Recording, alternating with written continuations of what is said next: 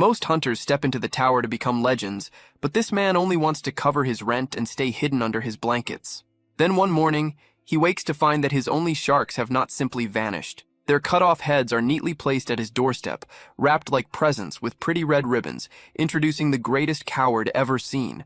He has no talent, lives with crushing anxiety, and avoids danger as if it were a deadly plague. But the system drags him into a deadly game with one rule: summon spirits to fight in his place. The problem is that these spirits are not heroes. They are S-rank madmen, and he is forced to keep track of their satisfaction ratings like a driver trying to please serial killers. He attempts to fail on purpose so he can stay unnoticed, but his summons twist his orders and end up erasing entire floors in seconds, smashing every record ever made. Now the government is after him, the world believes he is some kind of god, and he is terrified out of his mind. No one is prepared for the accidental rise of this weakling who ends up waking the wild beast inside himself. The story opens in a neighborhood that looks completely abandoned by Hope. It is the kind of place where studio apartments feel like storage boxes, and the people nearby spend their days shouting over stolen shoes or simply complaining about the filthy air. Moving through this miserable setting is the protagonist, Banju Hayuk. At 25 years old, Hayuk is living the dream, if that dream were a full disaster made of poverty. He is balancing 3 part-time jobs as a cashier, a waiter, and a day laborer, yet his bank account is still nothing but an empty ruin. He sits inside his 180-square-foot rooftop apartment, eating cheap instant ramen for dinner once again. He understands the truth. He is sinking in debt. He has no special talent at all, and the only thing he owns is a body that still has not given in from pure exhaustion. He has already accepted that he is a miserable failure with no real future ahead of him. But because the universe enjoys making a joke out of him, a blue system notification suddenly appears right in front of his face. It tells him that he is awakened. Hayuk nearly chokes on his noodles. He stares at the floating message, wondering if his mind has finally broken. An awakening is supposed to be a winning ticket, a chance to strike gold and change everything. But he is not stupid. He knows the tower is not some playground. It is a place where people are ripped apart by monsters, crushed by traps or frozen solid. He instantly regrets, at least in his head, ever giving up his part-time jobs. His thoughts begin to spin out of control. He imagines every possible way he could die. He admits to himself that he avoids conflict no matter what.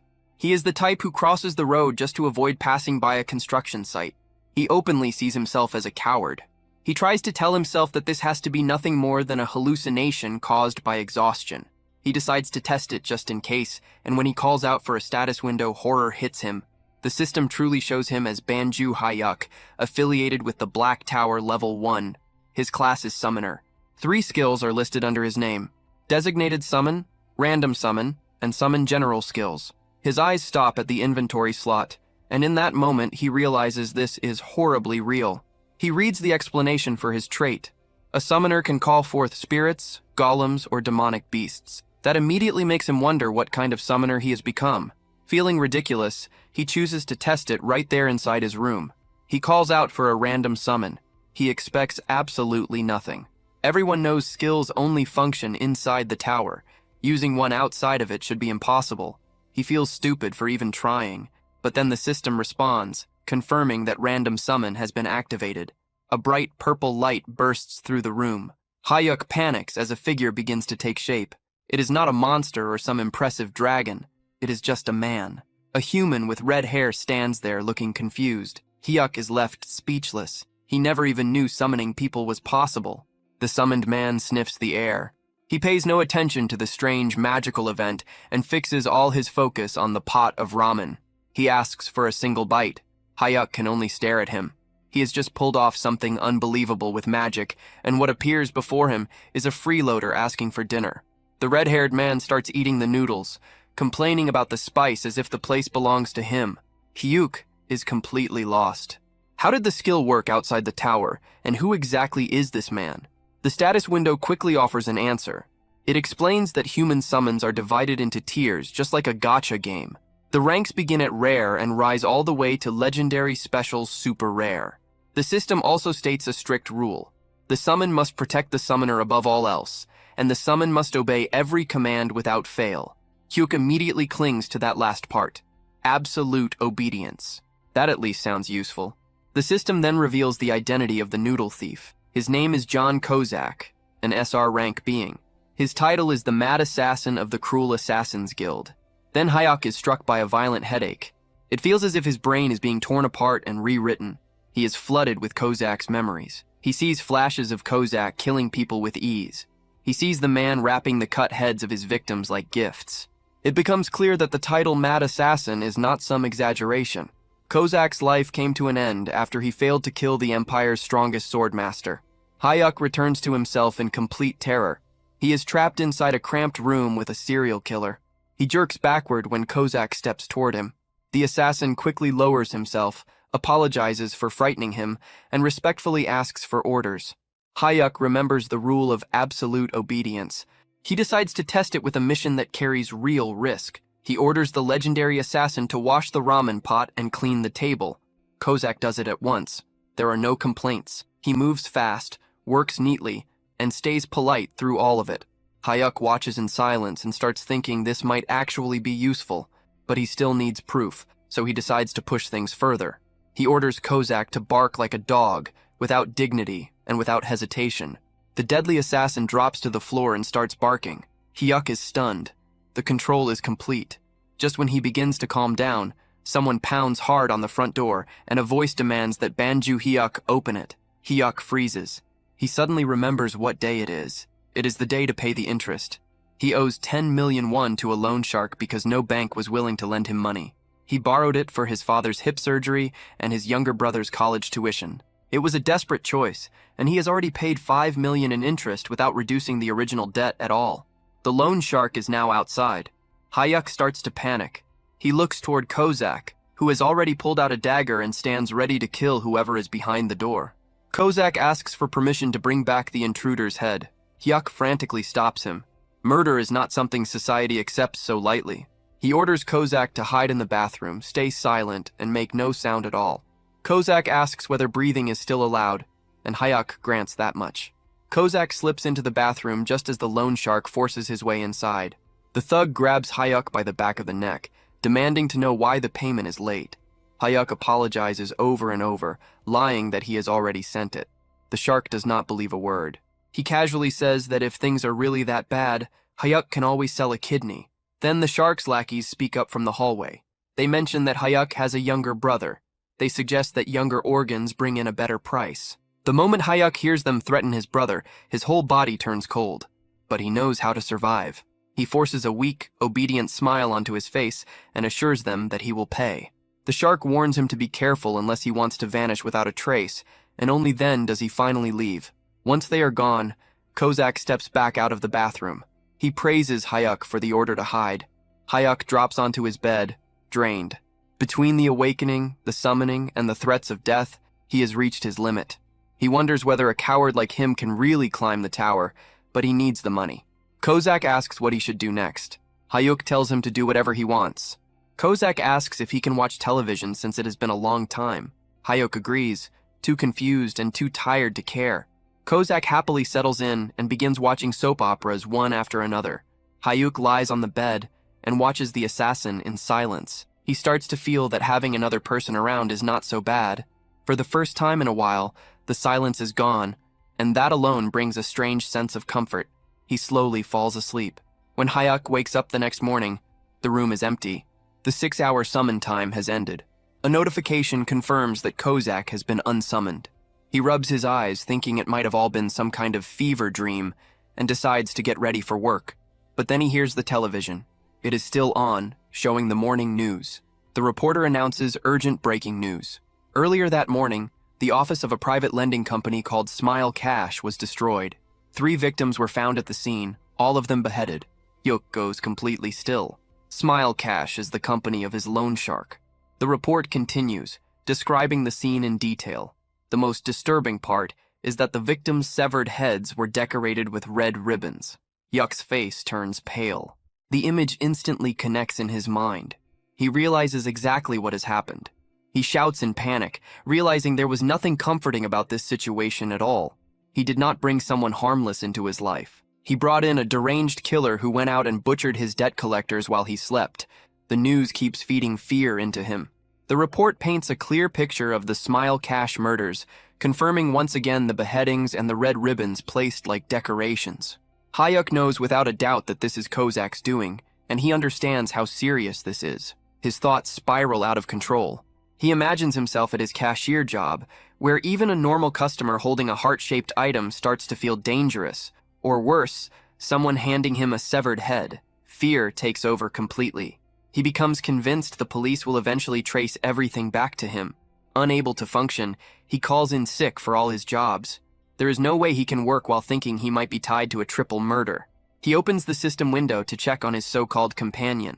The status screen confirms that John Kozak is indeed the Mad Assassin, an S-rank entity, with a human manifestation limit of 6 hours. Hyuk tries to summon him again, hoping for answers. But instead, the system shifts into something unexpected, like a customer service interface. A message appears asking him to rate his experience with John Kozak before he can use the skill again. Hyuk stares at the floating rating stars in disbelief. The man killed 3 people while he was asleep. From his point of view, that feels like a clear 1-star experience. He wants to leave a terrible rating for all the trouble caused. But then his conscience stops him. He remembers his mother working as a water purifier salesperson and how much low ratings affected her. Even in this situation, he cannot bring himself to be cruel, not even to a murderer. With a tired sigh, he settles on a polite 3-star rating. The moment he submits it, Kozak appears again, smiling brightly. He thanks Hyuk for the generous 3-star rating and promises to do even better the next time. He looks far too innocent for someone who just carried out a massacre. Hyuk does not waste time and immediately asks if he was the one who killed the men who came to the house the day before. Kozak confirms it without hesitation, cheerfully explaining that he took care of them just before his summon time ended. A wave of sickness rises in Hyuk as he realizes he is standing face to face with a killer. Even so, he forces himself to ask how Kozak managed to find their office. The assassin explains that he placed a tracking mark on them when they broke into the room, because he recognized them as a danger.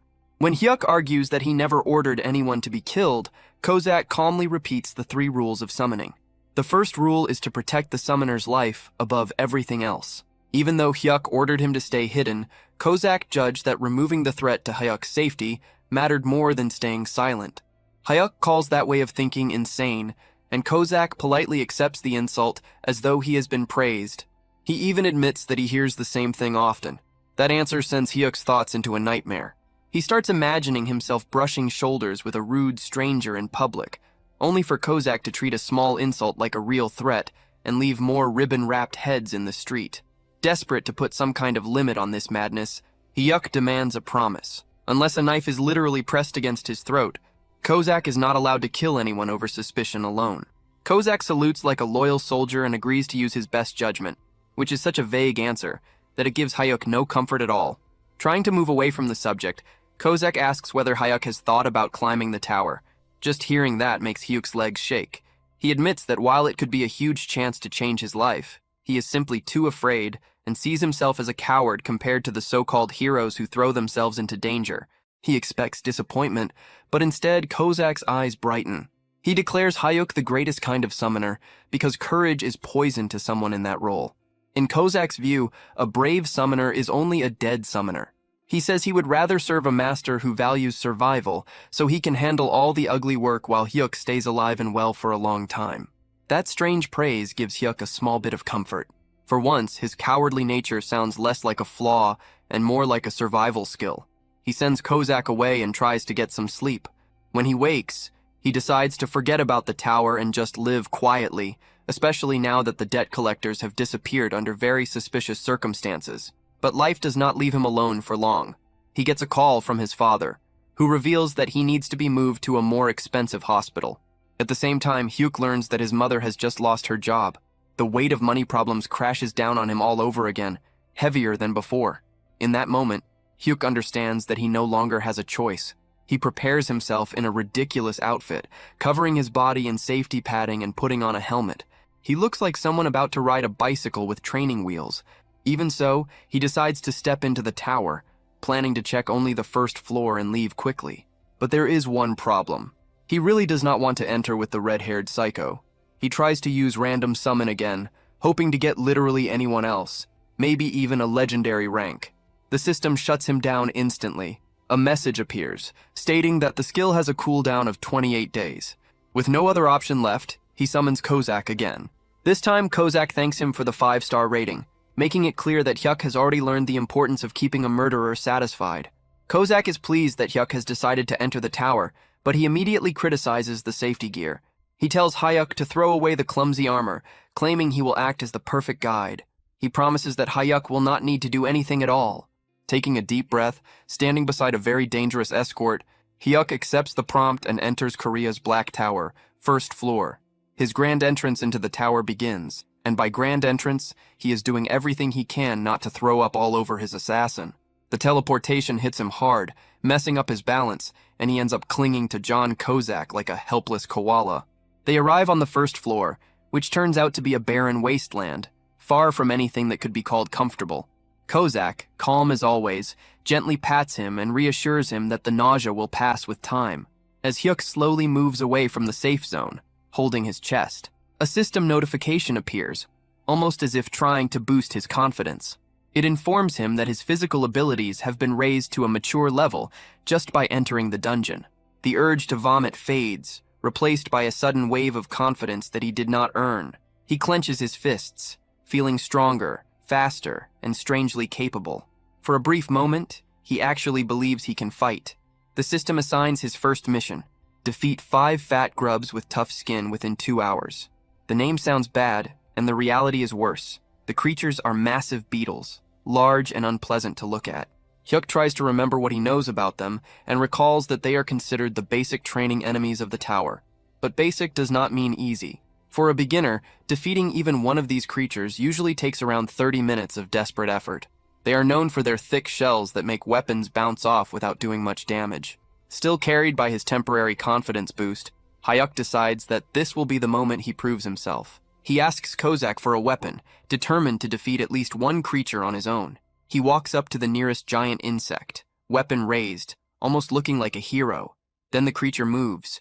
It barely shifts, just a small twitch. That alone is enough to destroy all his courage. His confidence collapses instantly. He turns around and screams for Kozak to save him, abandoning any sense of pride in a single moment. Kozak does not criticize him. Instead, he calmly praises Hyuk for making the correct decision to retreat.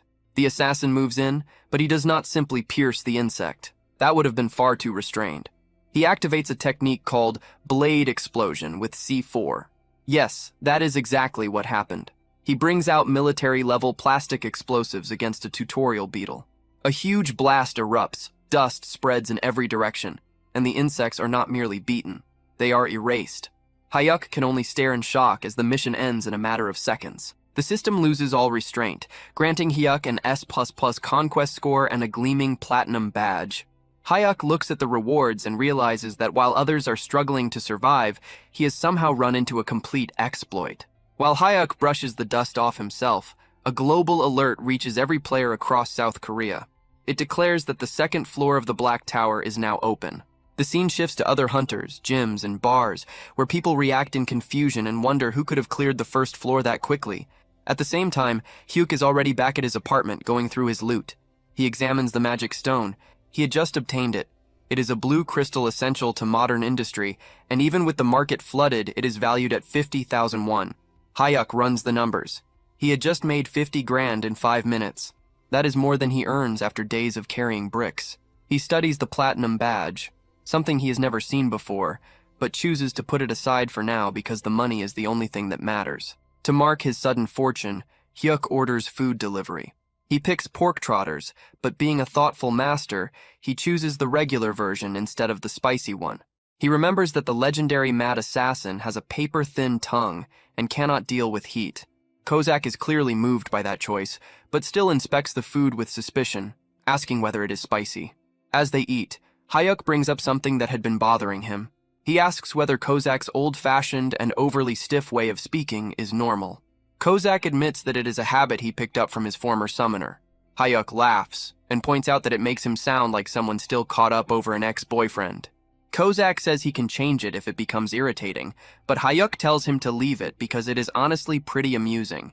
They laugh together over pork and killing, making their strange connection even firmer.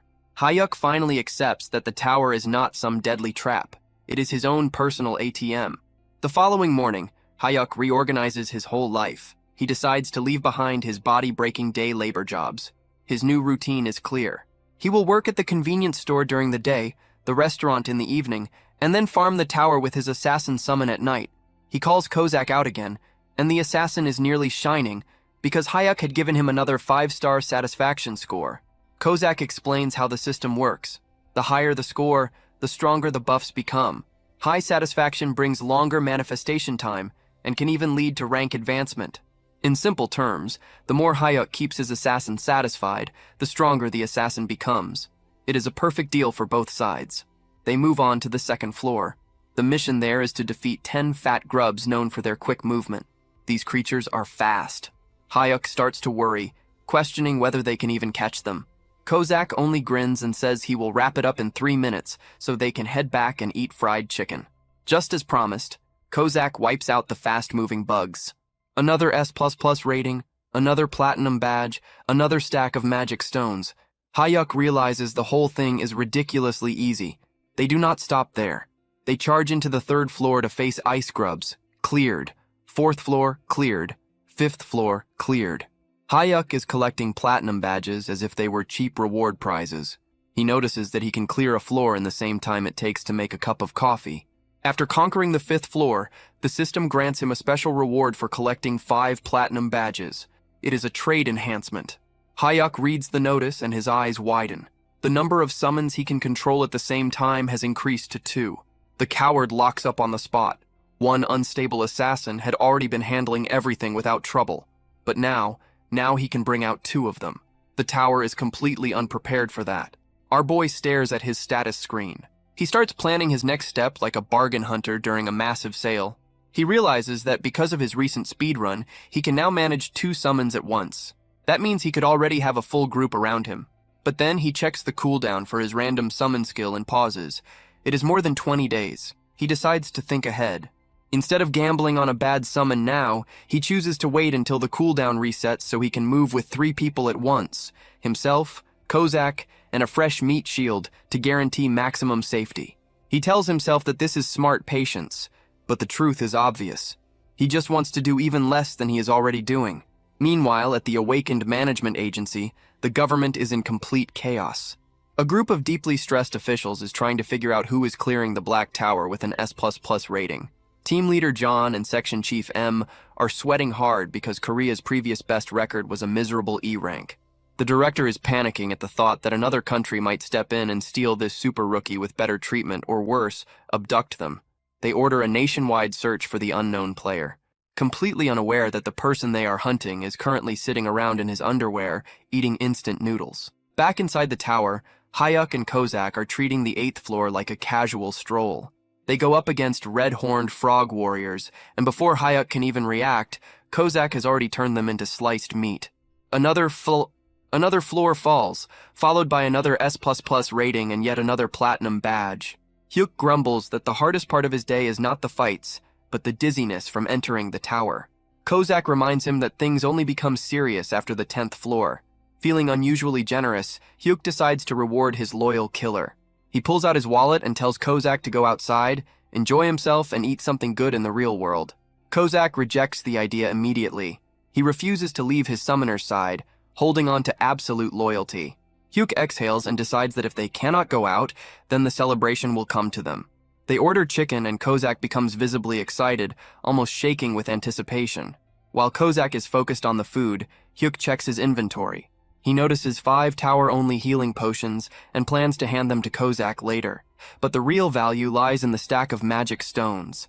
He runs quick numbers in his head and realizes he is holding more than 3 kilograms of magic crystals. If he sells them, the total would pass 1 billion. In just 1 week, he goes from having nothing to becoming a billionaire, and he does it without putting in any real effort. By the 10th day, the routine is locked in. Hayuk works his cashier shift, then returns home to wipe out monsters. He gives Kozak another 5-star rating, which extends the assassin's active time by an extra hour. Kozak forms a heart shape with his arms to show appreciation. The gesture looks both harmless and disturbing coming from someone who makes a living cutting heads off. They step into the 10th floor, and Hayuk immediately senses a difference. Mana floods his body, and he describes the feeling as something wild and untamed. The rush gets to his head, and he decides he wants to take part in the fight this time. Kozak reacts with clear alarm, thinking that even a single scratch on Hyuk would force him to punish himself. Hyuk ignores the concern, driven by pride, since the enemy is only a large insect. The monster appears, and in a brief moment that looks like skill, or perhaps Kozak acting too fast to see, the creature is cut in half instantly. The system announces the 10th floor has been cleared and drops a large amount of rewards for Hyuk. Because he has gathered 10 platinum badges, the system grants him a special option. He can copy one skill from a summon. The choices include strong attack abilities like Blade Explosion and Poison Dagger. A normal person would go for damage. Hyuk chooses Shadow Step without hesitation. Kozak questions the decision, and Hyuk admits it is the best option for escaping. Kozak supports the choice, treating it as smart thinking since survival comes first. Hyuk then tries to use his new teleport skill inside his living room, jumping around like a restless animal, but nothing happens. He realizes too late that skills cannot be used outside the tower and ends up looking ridiculous, bouncing around his apartment like a fool. Once he is finally ready to turn his loot into cash, Hyuk contacts the Awakened Management Agency to sell his magic stones. To him, it is only a simple business deal, but to the agency, this is the clue they have been waiting for. Team Leader John and Section Chief M race to the address, hoping this is the person they have been searching for. They arrive at his small and modest apartment. Hyuk opens the door, uneasy because a very intense woman is glaring straight at him. Section Chief M does not bother with any courtesy. She steps directly into his space, fixes her eyes on him, and demands to know whether he is the S++ ranker. Section Chief Lindley Min crowds him so closely, it feels like she is trying to inspect every pore on his face, pressing him on whether he is the S++ ranker. Hyuk tries to stay calm and denies it all, but fear is eating him alive. He has no idea whether they possess some hidden awakening detection device that he knows nothing about. Thankfully, his acting is awful, but his natural, useless-looking presence is overwhelming. Lindley Min sees the frightened, miserable look on his face and quickly concludes that there is no chance this coward is some great hero. She steps back, and her superior, Team Leader John, apologizes for her behavior. Hyuk quietly lets out a breath, realizing that seeming incompetent is the perfect disguise. They head inside and sit at his tiny table for a short discussion. Team Leader John begins the confirmation process by asking for proof of his dungeon clears. Hyuk hands over the mana crystals he obtained from the 10th floor. The two agents exchange a glance. Clearing the 10th floor is no small thing, and it lines up with the pace of the mysterious top rookie they are trying to find. They casually ask whether he has heard the global announcements about the high-rank clear. Hyuk throws himself into the act and pretends to be stunned, praising the unknown player while sweat soaks through his shirt. Then Team Leader John explains the deal. Players are split into two categories, the elite group and the general group. The elite side receives a salary, government backing, and strong equipment. But in exchange, they are basically treated like state property and are forced to clear dangerous high-level floors. The general side is meant for freelancers who are free to live however they want. Hyuk does not need even a moment to think. He chooses the general route immediately. He tells them he is scared, not especially gifted, and only wants to farm safe floors for quick money. Section Chief Len Lee Min looks at him with open disgust. In her mind, plenty of people choose the safer path, but almost nobody admits so openly that they are this pathetic. She writes him off as a complete waste of time. Still, the team leader is careful. He asks Hyuk to enter the tower right there as one final step to confirm everything. Hyuk agrees, but he already understands what they are trying to do. They want to measure the time. If he clears the floor too fast, they will know he is the one. Hyuk decides to beat them by acting useless on purpose. He tells them to get comfortable because he plans to take a slow 2-hour walk inside. The moment he vanishes, the agents begin betting on how badly he will fail. Len Lee Min predicts that he will give up on the 11th floor since the mission involves centipedes, and someone as cowardly as him will obviously lose his nerve. Inside the tower, Hyuk gives instructions to his assassin. The mission is to kill 100 long-tail centipedes. Kozak, as eager as ever, offers to wipe them all out in 5 minutes. Hyuk immediately shuts that down. He orders Kozak to move slowly and keep things under control. He explains that they need a messy and unimpressive run to throw the government off track. Kozak gives a thumbs up, though he likely believes his master is carrying out some impossible master plan. They begin the stage, and Kozak follows orders, killing at a painfully slow pace. Then everything goes wrong. A giant centipede bursts out of the ground directly beneath Hyuk. Our brave hero locks up, with his legs refusing to move. Kozak sees his summoner in danger, and his absolute loyalty to safety takes over. He declares that he cannot follow the slow approach while Hyuk's life is under threat. In a single blur of movement, he wipes out every centipede nearby in an instant. Then comes the system message of disaster. 11th floor cleared. Rank S++++. Hyuk stares at the notice, realizing that his plan to appear average has failed in the worst possible way. Hyuk returns to his living room exactly 5 minutes after leaving. The agents are staring down at their phones, which have just received the global notice of the clear. They look at Hyuk. Hyuk looks back at them. The timing says everything. There is no way out of this one. The moment he understands that his cover is gone, Hyuk's attitude changes. He summons Kozak, who appears behind him with a threatening presence.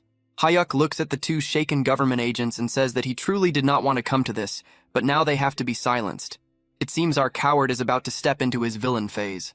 The scene resumes with the coward Banju Hyuk, trapped inside a terrifying fantasy of his own making. He watches in horror as his assassin, John Kozak, takes the earlier order to silence them far too seriously and kills the government agents right there in the living room.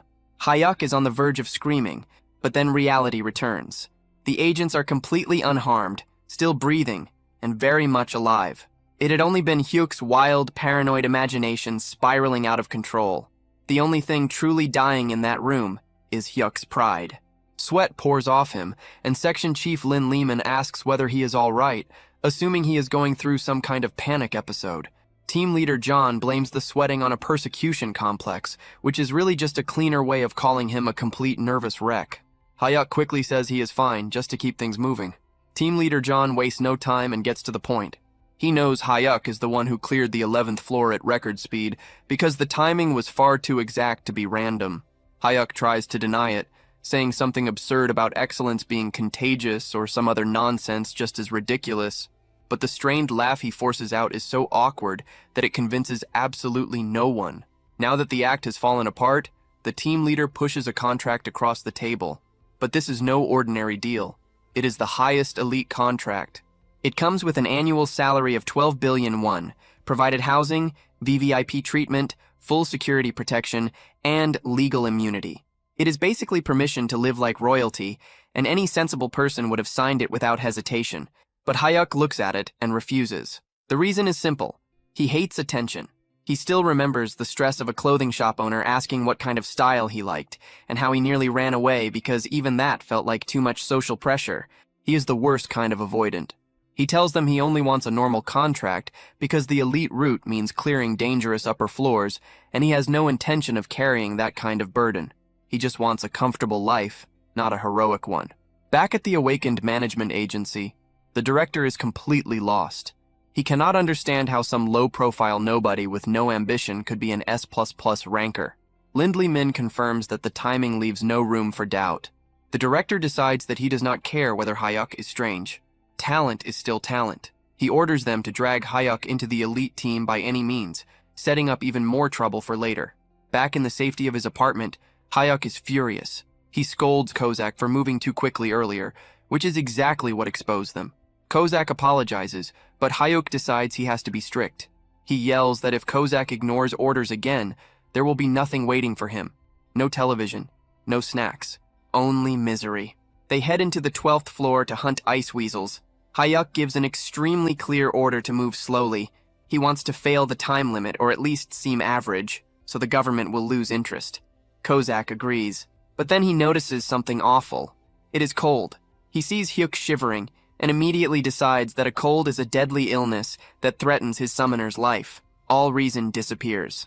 To get Hyuk back to a warm room as fast as possible, Kozak destroys the weasels instantly. The result is another S++ rank and another platinum badge. Hyuk's plan to look unimpressive is collapsing in the worst way possible. Team leader John calls right away, suspicious of how fast the 12th floor was cleared.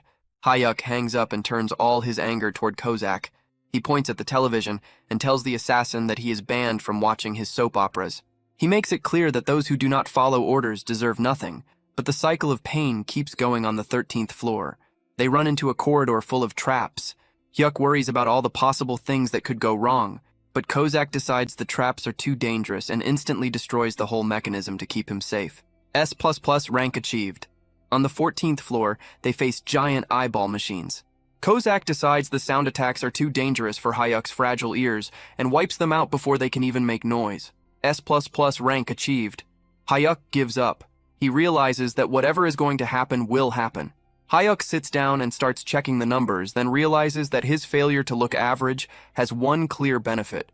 He has earned nearly 8 million won in just 14 days from cash rewards alone. But the true shock is the magic stones. He now has 5 kilograms of them. If he sells everything, he is basically making 1 million won a day. He realizes that a life with a monthly income of 30 million won is now within reach. The very next day, he quits his part-time job immediately. Hyuk summons Kozak and finds the assassin kneeling with his head lowered, grateful that Hyuk still gave him a 5-star rating even after all the disobedience. Hyuk decides to stop resisting what is clearly unavoidable. He tells Kozak that there is no reason to keep holding back since the management office already knows enough, so they may as well speedrun everything. They enter the 15th floor to kill 20 goblin workers. Hyuk is worried because goblins are smart and could run off to call for help.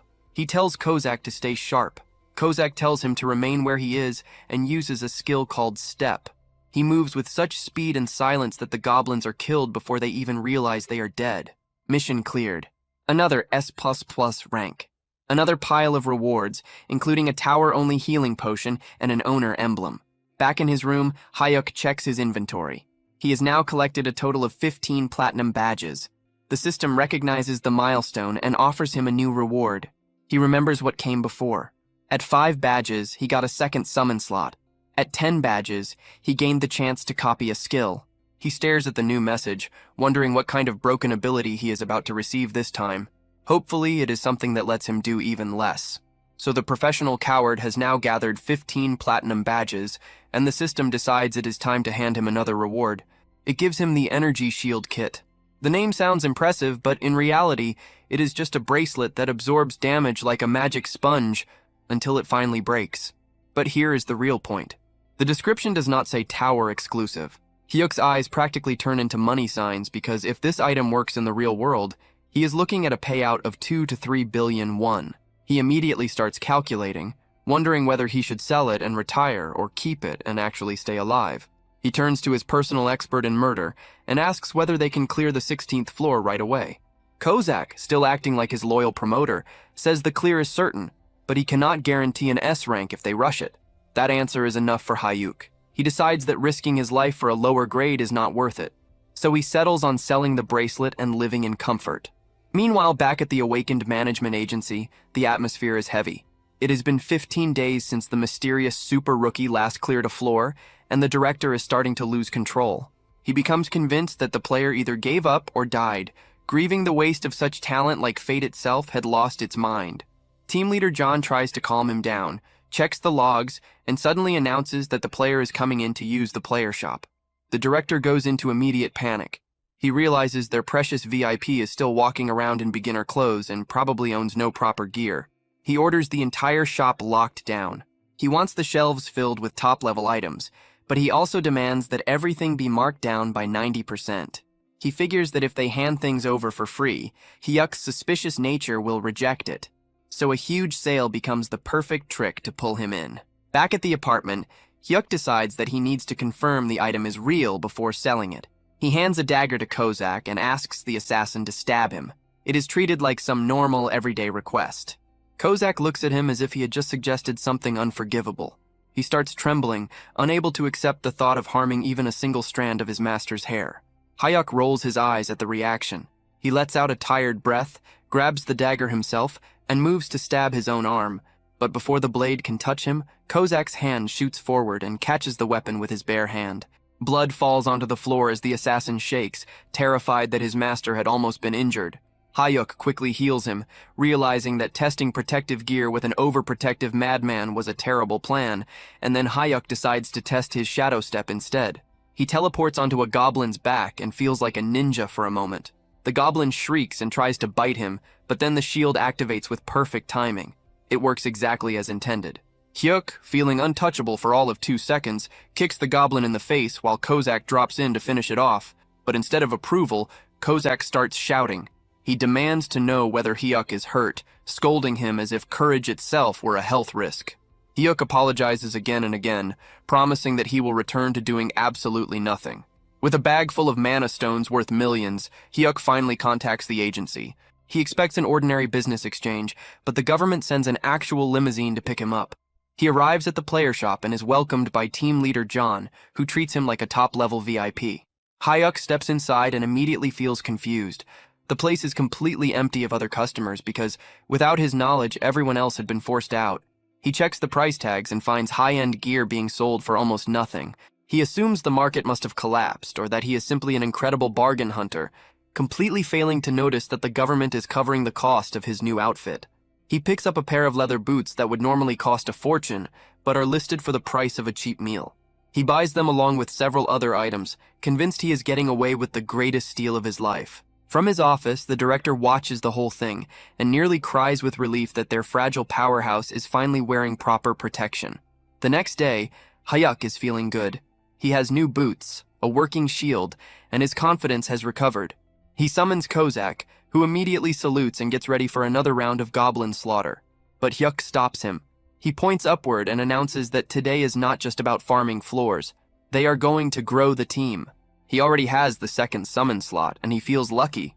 He activates the random summon skill, hoping for a tank or a healer. A massive magic circle spreads across the room, and it is truly massive. A figure begins to appear, but there is one immediate problem. The summon is enormous. As the giant fully takes shape, his head crashes straight through the apartment ceiling, sending chunks of debris everywhere. Hyuk stares at the hole in the roof, and his first concern is not the powerful ally he just summoned. It is the security deposit. The giant standing in the middle of the broken ceiling and falling plaster looks completely confused. While Hyuk is grieving over the damage to his apartment, and Kozak has already decided that violence is the only solution. The red-haired assassin takes one look at the newcomer and instantly sees him as a threat to his exclusive hold over Hyuk's attention. He yells at the giant to sit down, calls him a moving nuisance, and attacks without hesitation. Hyuk watches in horror, not because of the blood, but because he absolutely cannot afford more damage to the property. Kozak keeps slashing and raging, sounding like a jealous ex who just ruined a wedding, but the giant remains still, completely unaffected. He looks down at the assassin who is doing everything possible to kill him, and calmly says that it only tickles. One of Kozak's eyes twitches. He threatens to cut the giant's throat and decorate it, proving that his strange obsession with wrapping things is still alive and well. Hyuk finally steps in and orders both of them to stop before the entire building collapses. Kozak freezes immediately because an order from his master cannot be ignored, but rage is still pouring off him. Hyuk asks for a report on the new summon. Kozak spits on the floor and says there is no reason to learn the man's name because he is nothing more than a meat shield. He explains that this man is known in the underworld as a complete fool who probably does not even understand the 3 laws of summoning. To prove it, Kozak tests the giant on Article 1. The giant blinks, clearly taking far too long to process the question, and admits that he does not know. He forgot. Kozak turns to Hyuk with a smug expression that says he had been right all along, suggesting they kill the giant now and roll the gacha again in 100 days. Hyuk ignores the suggestion of murder and checks the system window.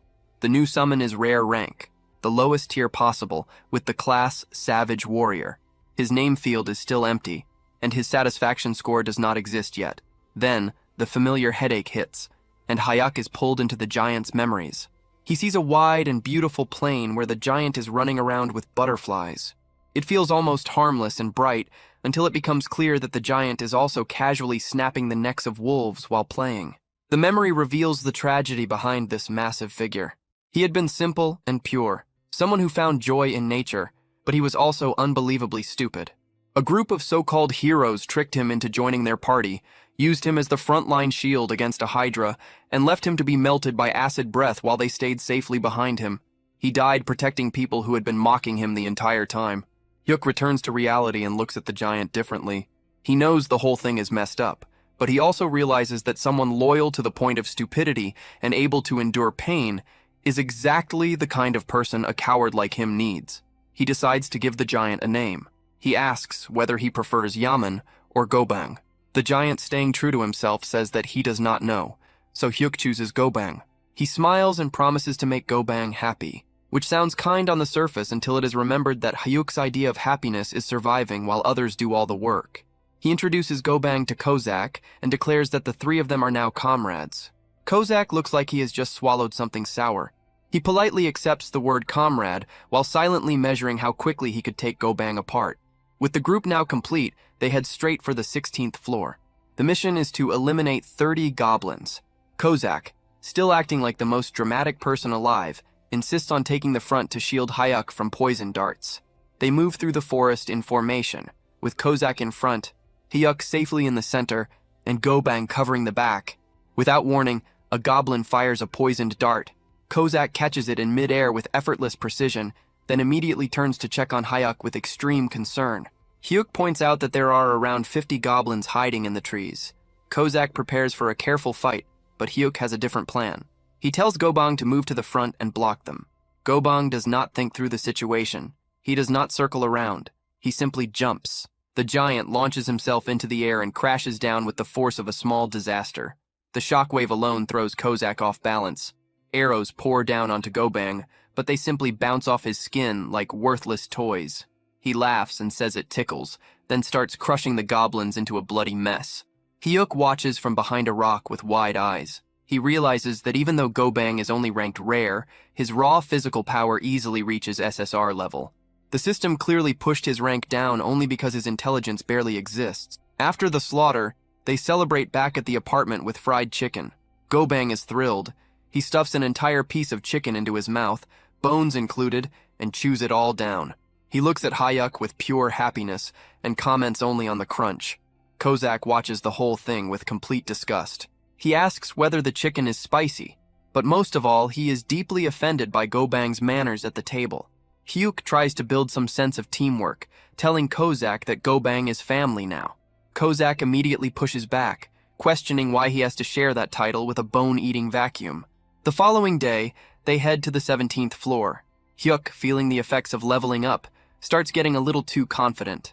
He tightens his fist, feels mana rising through him, and wonders whether that wild force inside him is finally waking up. For a brief moment, he thinks that maybe he should join the fight this time. Kozak crushes that idea immediately. He tells Hyuk to stay in the back because confidence usually ends with death. They come across a full battalion of goblin warriors. These are not the weak, half-naked goblins from before. These ones have shields, armor, and organized formation. A normal player would have to pull them out one by one. Hyuk looks at the army. He looks at his fist full of false confidence. Then he looks at his giant, unstoppable tank. He decides that strategy is for people who do not have something like Gobang. He orders the giant to wipe them all out. As Gobang charges forward, Hyuk starts wondering what kind of broken power he is going to receive next, because at this rate, he is going to conquer the tower without even getting tired. Gobang crashes into the goblin battalion like a runaway train. He bats them away like insects, and Hyuk watches from a safe distance, completely absorbed by the sight. He realizes that strategy and tactics are nice ideas for weak people, but when someone has a living tank, it is like bringing a bomb to a knife fight. Hyuk compares the goblins to people on bicycles trying to stop a war machine. It is not a battle. It is a massacre. Thanks to the giant fool's rampage, Hyuk clears the 17th floor with another S++ rank and collects yet another platinum badge. He is drowning in rewards, and his ego is beginning to grow even faster than his money. They move straight to the 18th floor. The mission is simple. Eliminate 30 goblin assassins. Hyuk shouts for them to move out with the confidence of a commander who never has to do any of the actual fighting.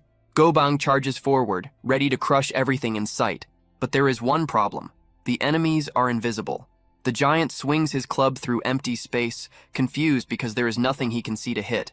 He stands there looking like a dog barking at something it cannot understand, grumbling that the enemies are cowards for hiding.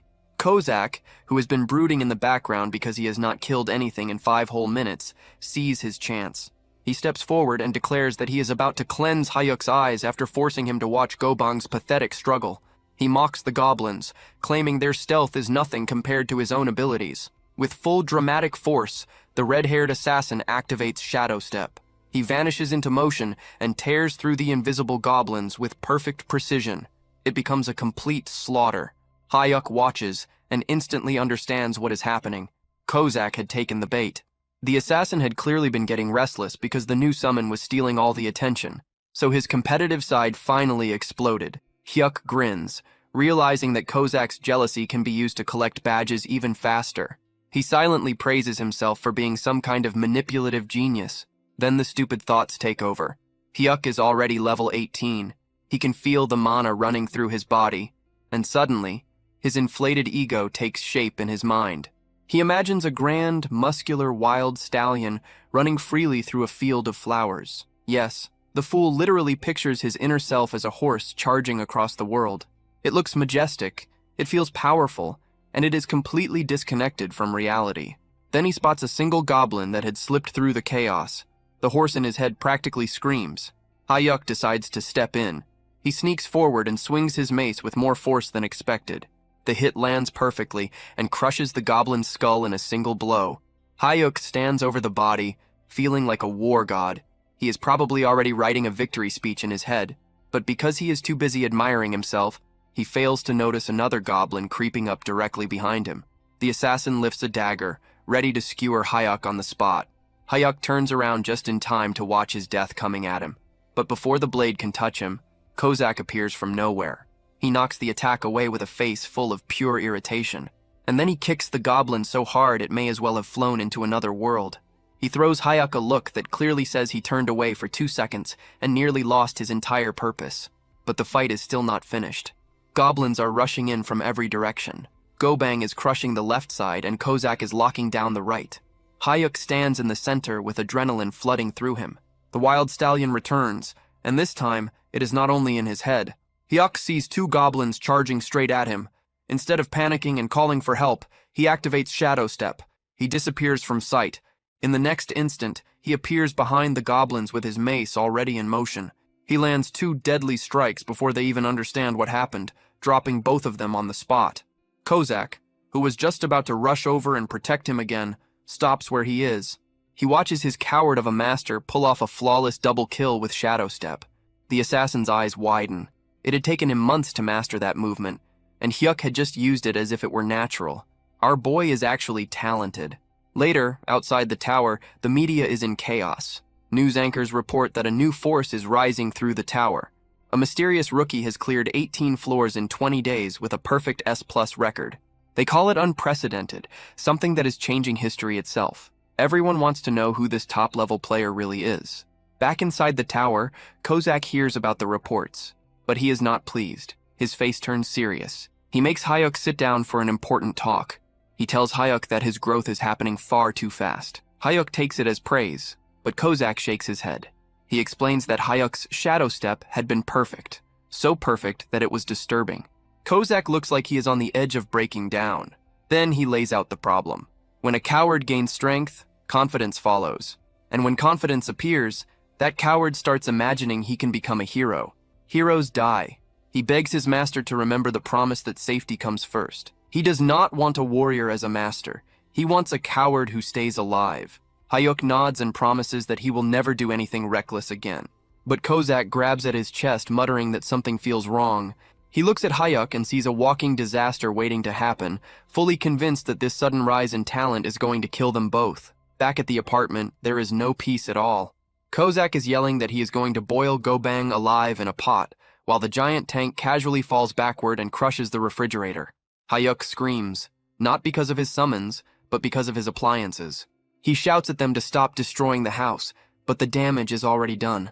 The fridge door is bent, and even worse, a precious jar of kimchi has shattered across the floor. Needing to calm his mind, our boy decides to visit the only people who do not want to kill him or destroy his furniture: his parents. He arrives at the family home. His mother welcomes him warmly, but the mood inside is heavy. His father is lying in bed, barely able to move properly because of his injured hip. Hyuk asks about his condition, and his father tries to act strong, complaining that bones heal easily and that he simply enjoys lying down. It is an obvious lie, but Hyuk goes along with it and helps his father sit up for dinner. They gather around a pot of stew, and the strain of money problems hangs over the table. His mother tries to stay positive, saying she will find work again soon, but Hyuk can see the tiredness on her face. He decides to test their reaction. He casually asks what they would think if he had awakened as a player. The response is immediate. His father blows up. He asks whether that was supposed to be a joke, warning Hyuk that the tower is not some place for games. He says that he may be the kind of man who makes his wife deal with cockroaches, but he would still rather stay poor forever than watch his son die in a dungeon. Even Hyuk's younger brother, Mahak, who has just come in carrying tofu, calls it the funniest thing Hyuk has ever said. Hyuk quickly retreats from the topic, but his mother catches him off guard. She asks whether he is supposed to be working that day. Hyuk lies and says it is his day off, but his mother gives him that knowing look. She tells him that his face always shows when he is lying. Even so, she chooses to trust him, as long as he stays away from reckless risks. Hyuk feels a stab of guilt, but then he remembers something important. He asks why his mother lost her last job. She explains that she had gone to repair a water purifier for a rude customer. The customer then demanded that she also clean up their recycling and food waste. So what did she do? She realized the customer was going to leave a bad rating no matter what, so she dumped the food waste right back on them and let them deal with it. Hyuk realizes that his mother is bold, aggressive, and fearless, and that leads him to a harsh truth about his bloodline. His father's greatest accomplishment in life had been asking this terrifying woman out on a date. The narration makes it clear that the father is the pure definition of a weak man, the kind who falls completely for strong women. And unfortunately, Hyuk and his younger brother inherited those exact traits. They are pitiful, yet naturally pulled toward danger. Before leaving, Hyuk hands some spending money to his brother and tells him to pass it to their parents. The younger one looks at the cash, then at Hyuk with a sly grin. He asks where his own cut is. Hyuk immediately realizes the little brat is extorting him, so he transfers 500,000 won just to keep him quiet. With family matters handled, Hyuk heads to the Awakened Management Department. He decides it is finally time to visit the player shop properly. The moment he steps inside, stress hits him. There is a female employee there, and too many people are nearby. His social anxiety starts rising fast. The employee shows him a shield worth 100,000 won. Hyuk nearly dies on the spot and thinks the price is far beyond what he can handle. He asks for something cheaper. She then shows him a proud handshell priced at 40,000 won. Hyuk thinks it fits him perfectly, mostly because it is cheaper, and because he wants to escape that interaction as quickly as possible. He buys it and runs, thinking that talking to store employees is harder than fighting goblins. On his way out, a man approaches him. The man introduces himself as Joey Hosak, a player who has already climbed through the 30th floors. He is handsome, friendly, and carries himself like someone who belongs there. He offers help in case Hyuk ever runs into trouble. Hyuk watches him leave and feels a stab of jealousy. He admires the man's social confidence and assumes someone like that probably even has a girlfriend. Back at the apartment, Hyuk checks his stats. He is level 19. He summons Kozak to show off the new gear. Kozak reacts with complete disbelief. He questions whether Hyuk really needs a shield when he already has a bodyguard. Hyuk insists that survival always comes first. He makes Kozak promise that if things go wrong, he must throw the meat shield, meaning go bang, into danger so Hyuk can escape safely. Kozak agrees without hesitation, saying he would gladly sacrifice that bastard before sacrificing himself. Then he suddenly catches a scent. Dumplings. Hyuk had brought food as a bribe, but in the middle of chewing, Kozak suddenly stops. He asks whether Hyuk has made an enemy of someone. Hyuk is confused, but Kozak says that an overwhelming killing intent is coming from outside the door. Suddenly, the door is kicked open, breaking the lock. A man steps inside holding a pistol. He smirks as he recognizes Hyuk from the player shop. He calls Hyuk a loser and complains about how difficult it was to track him down. He raises the gun to Hyuk's head, demanding the bracelet and ordering him to open his inventory before pulling the trigger. Hyuk looks at the weapon, but there is no fear in him. He looks at the man with quiet pity. In his mind, this person is already as good as dead, because while the attacker is focused on threatening the weak target, he completely fails to notice the red-haired assassin moving through the shadows behind him. A brief pause settles in. The armed intruder is currently lost in the most delusional moment of his life. He believes Hyuk has frozen in fear, confident that the so-called coward will hand everything over without resistance. He continues his threats, but before he can finish, the red-haired killer moves. In an instant, the man is slammed to the ground, his entire momentum erased before he even understands what happened. The attacker lies there, confused, unable to grasp where the second person came from. Hyuk lets out a breath and feels a rare sense of relief. For once, his assassin understood the situation and chose to knock the target out instead of turning the room into a mess. The assassin questions whether Hayuk truly thought he would act carelessly, but the focus quickly shifts. They realize they have captured an item broker. These are the kind of people who hunt players outside the tower, because once they return to the real world, they are nothing more than normal civilians. Hayuk understands immediately that without his personal bodyguard, he would have ended up dead and robbed. The assassin begins planning how to dispose of the body somewhere far away, but Hayuk shuts that down instantly. He insists on handling it the easiest and most legal way by reporting it to the police. Meanwhile, at the management office, the director is still in despair, unable to accept that Hyuk only bought a mace and a shield instead of allowing them to equip him with top-level gear. They have already classified him as a melee-type player, but even with defensive items, they are worried about whether he can survive. Then suddenly, the already stressed director receives an urgent call about the break-in and explodes into full administrative fury. He runs through the building in a panic, terrified that if anything happens to their star rookie, he should have forced him to sign the elite contract from the very beginning. By the time the government official arrives, the police are already dragging the gunman away. The criminal is desperately trying to act like the victim, shouting that he was actually the one who had been kidnapped, but Hyuk has no patience for that nonsense. He is more worried that he might get dragged to the station too, afraid that his whole loser act is somehow about to end with him in jail. But then the overworked director steps in like some kind of guardian figure, or at least like a furious manager with no patience left. The robber recognizes him and immediately begs for help. The director answers with a clean punch straight to the face. He cancels the man's player registration on the spot, refusing to hear a single excuse from a level 34 criminal. He orders the police to take him away, knowing that once the higher authorities get their hands on a repeat offender like this, no shady liar in the city will come near him again. Once the garbage has been removed, the director turns back to Hyuk with an expression honestly more frightening than the gunman's. He apologizes over and over for the failure in security and swears to protect him, even if that means pushing more contracts on him later. With the situation finally settled, the red-haired assassin appears again, asking whether anyone else needs to be executed today. Hyuk has to firmly tell him to stop searching for people to punish and to put away the daggers. It is time to return to farming floors. So they head to the 19th floor to deal with 30 goblin shamans. These enemies are dangerous because they can keep firing off curses and flaming arrows, but their giant meat shield comes up with a very simple answer. He just yells. He releases a sonic roar so loud that it literally blows the magic curses away, proving once again that being a brute is a perfectly valid strategy. The red-haired assassin sees this and immediately gets competitive, telling the giant that they need to clear the floor as fast as possible so their master does not have to lift a finger. They throw themselves into a killing spree so efficient that Hyuk does not even get the chance to swing his mace before the mission clear message appears. He is left wondering whether they finished that fast just to keep him out of the fight, but he cannot complain when it ends with another high rank and another platinum badge. At last, they reach the 20th floor, the dreaded Talon Evaluator. This place is a complete nightmare made of scouts with poison needles, tactical warriors, and massive hobgoblins. The red-haired assassin tries once again to put their master on the sidelines, telling him to stay somewhere safe while the summons handle the mission and the 100 goblin kill count. They begin setting up a plan, with the giant meat shield meant to draw all the attention while the assassin moves in to finish the targets. But Hyuk is tired of standing around like a spectator.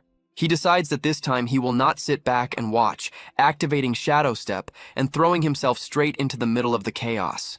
He jumps right past the giant tank and rushes forward, leaving both summons completely stunned that their cowardly master has finally chosen direct violence. Our shut-in hero then drifts through a very miserable path of memory, reminding everyone that he has been a full-time human doormat since childhood. His past is not the kind that builds legends. He had been such a harmless child that other kids probably felt like stealing his toy car was doing society a favor. By middle school, he had already become a ghost in the cafeteria, perfecting the skill of eating alone while blending into the background like part of the wall. He had been so afraid of dealing with people that he could not even look school bullies in the eye. But somehow, spending a lifetime as part of the loser class turns out to be excellent training for climbing the tower. He figures that monsters are easier to deal with because they do not have messy social games or feelings to wound. To him, they are easier than a group of cruel teenagers. In his mind, this is nothing more than a deadly video game mission, except the risk of dying is real, and there is no second chance. Back in the chaos of the 20th floor, the professional coward finally stops acting like a glorified supporter and activates Shadow Step. He is moving so quickly that even the red-haired psycho who serves him is impressed, watching him race across the battlefield like some overcharged ninja. For one brief, shining moment, he actually looks like someone who knows what he is doing, dropping several goblins with surprising speed and efficiency. But the success does not last long, because the little green pests start piling onto his back like a pack of filthy, frantic children. He loses every bit of that cool image immediately, curling behind his shield and praying that his expensive gear handles the problem for him. Thankfully, the energy barrier activates at the perfect moment and keeps him from being turned into a pincushion by the goblin swarm. He realizes almost instantly that he may have become a little too confident for someone whose main talent in life is running from trouble. The moment they see their master getting overwhelmed, the summons finally step in and start doing their job. The red-haired assassin is deeply offended that those filthy creatures dared to touch his master, calling them worthless trash before carving through them like a blade tearing through soft meat. Unwilling to be outshined, the giant meat shield throws himself into the fight and turns the area into total chaos. In the next instant, the system announces that all 100 goblins and the hobgoblin boss have been completely destroyed. The assassin turns toward Hayuk with bright eyes, praising his bold move, while the giant offers an excited, silent thumbs up. Hayuk stands there in awkward silence, realizing that even if he started the battle, his summons were the ones who truly ended it. Even though he barely did anything, the system still rewards him with another triple S rank and another platinum badge. Meanwhile, back at the management office, the director is busy acting like the most well-funded stalker alive. He digs through Hyuk's family situation and uncovers a frightening truth. The true head of the household is not the father or the sons, but the mother. Apparently, this woman is so overwhelming that the men in the house cannot even breathe too loudly when she is nearby. After realizing he has found the perfect pressure point, the director decides to move forward with a plan to aggressively support the mother. He figures that if the government showers the matriarch with enough favor and authority, Hayuk will end up tied to them by pure gratitude. It is an effective plan, even if it is also a little disturbing. Back in the real world, Hayuk decides to celebrate surviving with a flood of carbs. He orders 12 huge bowls of black bean noodles, which causes the delivery man to look at him with deep sympathy. The man clearly assumes Hyuk is hosting a miserable one-person feast. To make it worse, the delivery worker tosses in one single fried dumpling as a free extra. Hyuk is visibly offended. He just spent a ridiculous amount on noodles, and all he gets is one tiny dumpling and no coupons at all. He starts complaining in his head about how hard it has become to order with coupons these days, proving that even with millions in hand, he is still cheap to the core. He quickly sends the delivery man away and tells his housemates they can come out now. The second the door closes, the apartment turns into madness. The giant meat shield is practically shaking, making the floor tremble from pure excitement over the smell of the sauce. The assassin is just as captivated, staring at the takeout as though it were some sacred object. Hayuk watches the barbarian devour the food and honestly starts worrying that the giant is going to eat the ceramic plate along with the noodles. Ignoring the greed around him, Hyuk decides to check his rewards.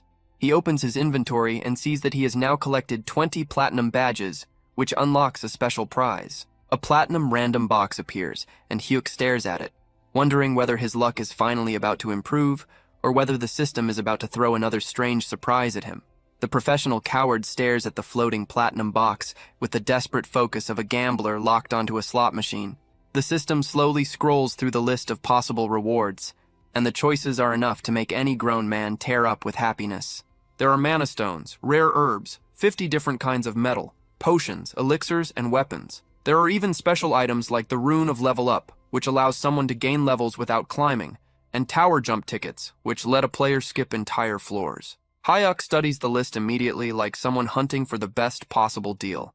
He decides that the tower jump ticket is garbage because skipping a floor also means losing all the rewards from clearing it.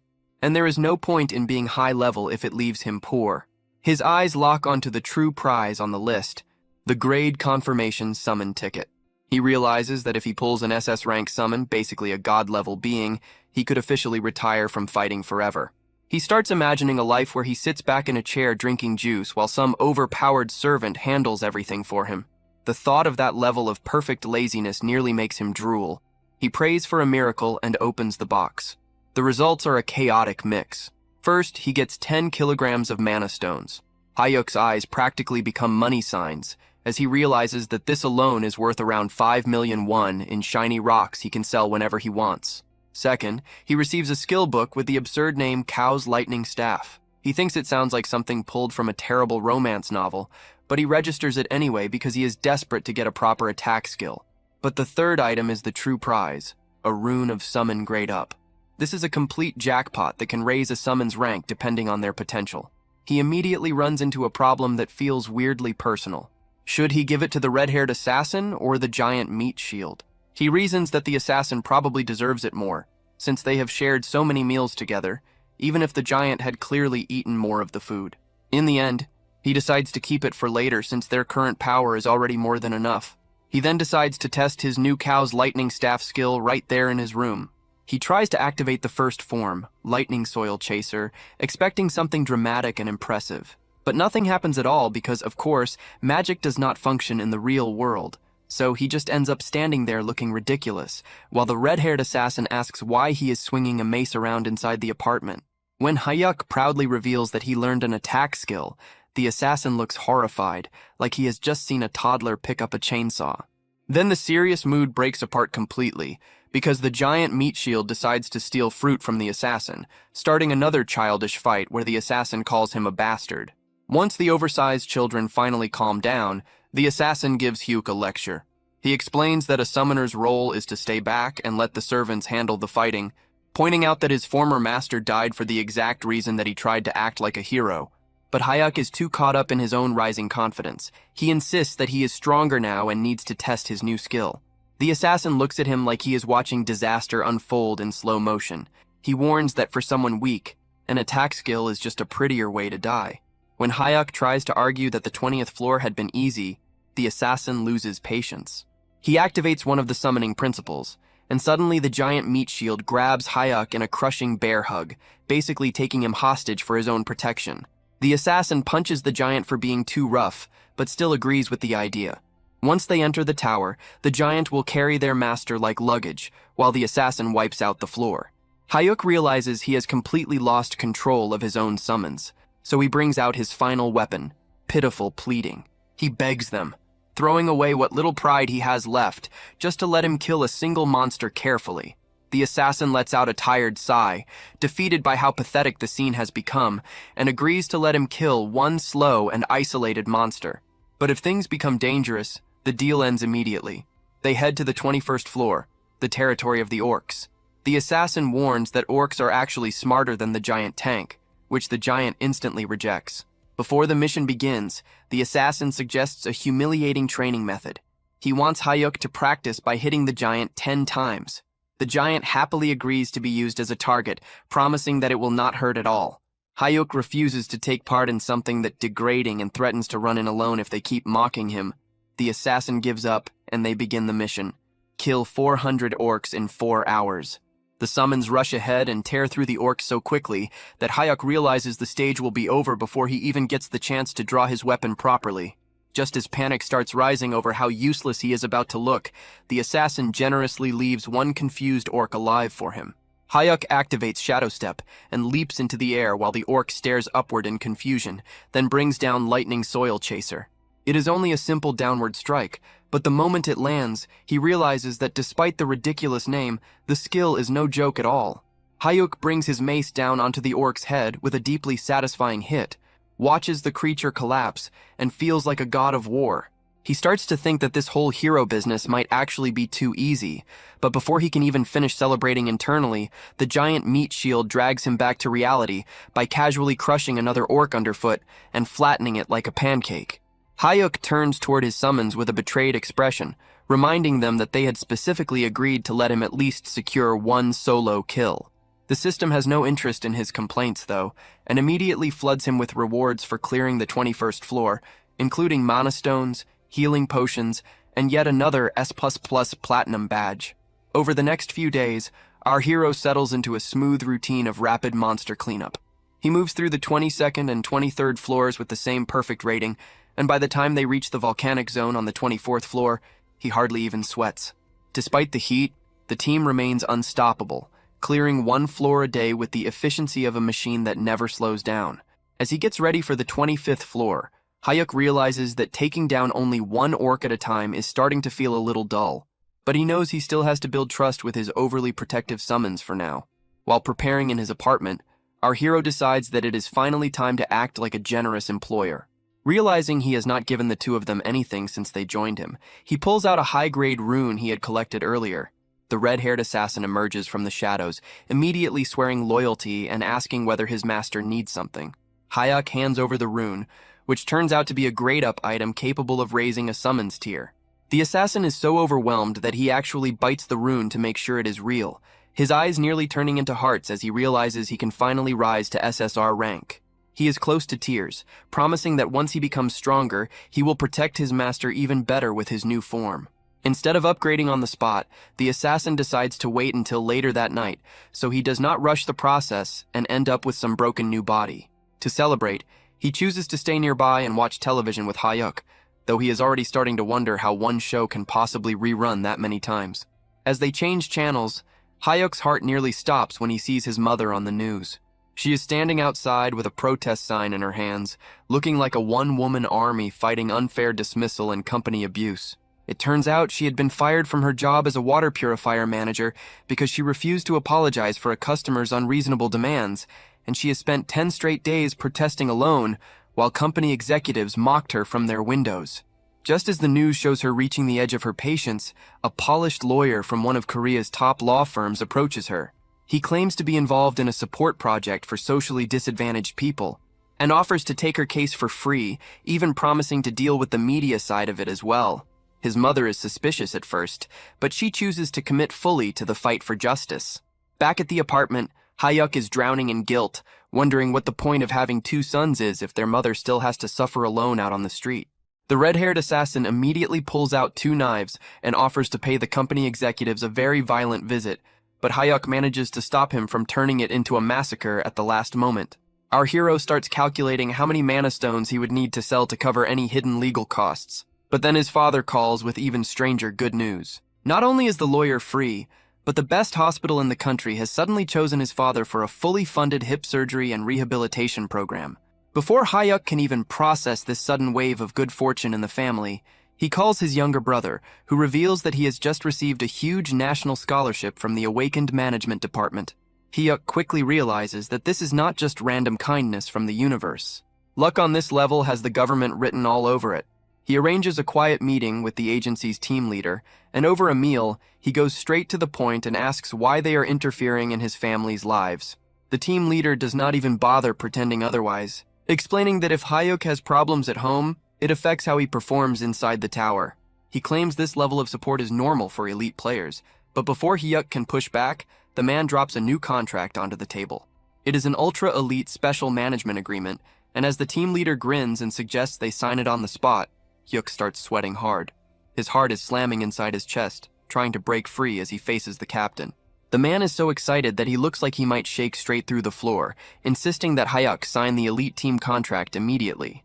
The professional coward realizes the captain came fully prepared to trap him, but he still tries to stay calm by claiming that he lacks both confidence and talent. The captain rises with the weight of someone delivering a final judgment, questioning whether Hayuk is really trying to act modest after setting records no one has ever touched before. Hayuk has absolutely no answer for that. He knows that pretending to be humble after clearing 24 floors with SSS-level ranks only makes him look like a complete fraud. The captain is practically pleading at this point, bringing up the recent incident involving that bastard Choi. He insists that Hyuk deserves full VIP treatment and the protection that comes with elite status. Hyuk tells him to sit down while he thinks it over. For him, the biggest problem is the mandatory video recording required under elite contracts, because he has no desire to see his homicidal summons turned into online celebrities. The captain has already prepared for that concern, promising that the recordings and security arrangements can be adjusted however Hayuk wants. He offers a high-security residence and even personal guards for Hayuk's family. Just as Hayuk's resistance starts crumbling like an old cookie, the captain drops the final bribe. 2 free houses, one for his family and one for himself. Hayuk's brain nearly shuts down at the thought of free property, but he still manages to ask for a little more time so he can get advice before signing away his future. The next morning, The assassin appears looking like he swallowed a glowing purple light. He has officially advanced from SR to SSR rank, and his new aura is so bright that Hyuk's eyes can barely handle it. Hyuk tells him to tone it down before they talk about the contract offer. The assassin is unexpectedly supportive, pointing out that Hyuk is basically a national treasure walking around in human form and deserves to be treated that way. Still, he has one condition that cannot be ignored. He warns Hyuk to demand full authority over when they enter and clear floors. He refuses to let greedy management filth drag them into danger before they are ready. The assassin explains that if Hyuk simply stays alive and keeps using his random summons, he will eventually be able to call beings that go beyond ordinary human limits. Hyuk's imagination can barely keep up with that level of power, but when he checks the numbers, he sees that his next random summon is still 19 days and some extra time away. After that strategy talk, Hyuk brings out the giant meat shield. The system confirms that both barbarian tanks are now present, but the poor giant immediately starts sweating. The assassin is in full bully mode, showing off his extra 2S ranks like a kid flaunting a brand new toy. The difference between them has become so massive that the giant is actually stumbling over himself in fear, unable to even look directly at the glowing purple assassin. Hyuk feels a bit sorry for his giant tank and decides that the next upgrade will definitely go to him. They head into the 25th floor, where the mission is to wipe out 100 orcs in 10 hours. As the wave of green monsters rushes toward them, Hyuk wonders whether he can secretly steal a few kills for himself. The assassin tells the giant meat shield to move first and draw the enemy's attention, and the barbarian launches himself into the air like a massive hairy cannonball. He crashes into the ground and sends orcs flying in every direction like scattered pins. Then the assassin decides to show off the speed of his new SSR rank. He moves so quickly that it feels as if a fighter jet has shattered the sound barrier right beside Hyuk's ear. He unleashes a huge blade explosion that turns the nearby orcs into a brutal burst of fire and steel. When a few surviving orcs try to slip in behind the assassin, they realize too late that they have only struck a clone. The real assassin appears behind them with the decisive ambush skill, ending them in a single clean motion. The remaining orcs stare at him with faces that make it clear they would rather be anywhere else. The assassin only wonders why they look so miserable when the real fun has barely begun, then draws his poison daggers for another round. Hyuk realizes that if he does not act quickly, his own summons are going to leave him with nothing to gain. Even though the assassin wants him to stay safe and do nothing but survive, Hyuk grips his mace and decides he needs to become strong enough that his team will finally stop treating him like dead weight. He decides he cannot stay a burden forever. He rushes an orc, cleanly evades its attack, and drives a hard kick into its back. Drawing on his rising confidence, he unleashes the first form of his primordial thunderstaff. The strike smashes into the orc's head and leaves the monster dead with purple energy bursting from the blow. As more enemies rush in, Hyuk uses Shadow Step to move through the chaos, dodging and attacking with surprising skill. Then the system suddenly delivers incredible news. He has unlocked the second form, Scatter Falling Thunder. Overjoyed, he tests it immediately. The staff releases a blast of lightning that splits into 5 branches, wiping out a whole group of orcs in a bright area attack. The assassin watches the display with eyes so wide they look ready to fall out. He rushes over with tears in his eyes, shouting that unlocking a new skill is no excuse to ignore their strict 1 kill per floor safety agreement. Hyuk instantly starts sweating and stammers out an apology. But then the professional coward experiences a rare flash of defiance. He wonders why he is always acting afraid around his own summons. Straightening up, he boldly declares that while he may be weak in the real world, inside the tower he is an absolute alpha. The assassin nearly breaks down, begging him to put safety first, but Hyuk brushes it aside. Drunk on his own confidence, he declares that he wants the orc chieftain to appear right now so he can crush its skull himself. Then he turns around and finds the orc chieftain already standing right behind him, looking like a furious wall of muscle. Our boy's whole alpha act vanishes in an instant. He drops his weapon, cries out for his bodyguard, and is immediately pulled out of danger by a very pleased, grinning assassin. Realizing he should have kept his mouth shut from the start, he points a shaking finger at the giant monster and orders his team to erase it. The summons are more than happy to obey. The giant meat shield rushes in from the front, while the assassin slips behind the distracted beast with his dirty ambush skill, bringing the boss fight to an end within seconds. System windows instantly fill Hyuk's vision. The 25th floor is cleared with an S++ rank, earning him another platinum badge. Because he has now piled up 25 of them, the system offers him a major reward. He is given the choice between trait enhancement, skill copy, a random item, or summon grade enhancement. He immediately chooses trait enhancement, knowing only an idiot would pick anything else. His status window updates and raises his simultaneous summon limit to 3, not counting himself. That means they are now a proper 4-man squad, and his next random summon cooldown is exactly 18 days away. To celebrate the victory, Hyuk treats his summons to a huge meal of spicy pork. When asked whether he can handle the heat, the assassin reacts with open confidence, acting as though being weak to spice is something beneath an SSR-ranked being. The giant happily devours his portion and says the food actually tastes sweet. Suspicious, the assassin takes one bite. A moment later, he is shaking on the floor and crying as the spice destroys his mouth. The giant looks up at Hyuk with bright eyes and casually suggests throwing the dying assassin in the trash and summoning a replacement. Hyuk only laughs at the betrayal. Feeling unusually confident, Hyuk decides it is finally time to tell his family the truth. He arrives home carrying expensive premium beef, and that alone causes immediate panic. His brother grabs him and demands to know where he got the money, while his mother starts asking whether he kept the receipt so the meat can be returned. His father plays peacekeeper and tells everyone to stop talking and just eat the expensive food. As he watches his family finally enjoy a proper meal, Hyuk drops the truth on them. He tells them that he is an awakened player. The table falls completely silent. His brother tells him to stop talking nonsense and eat his fruit.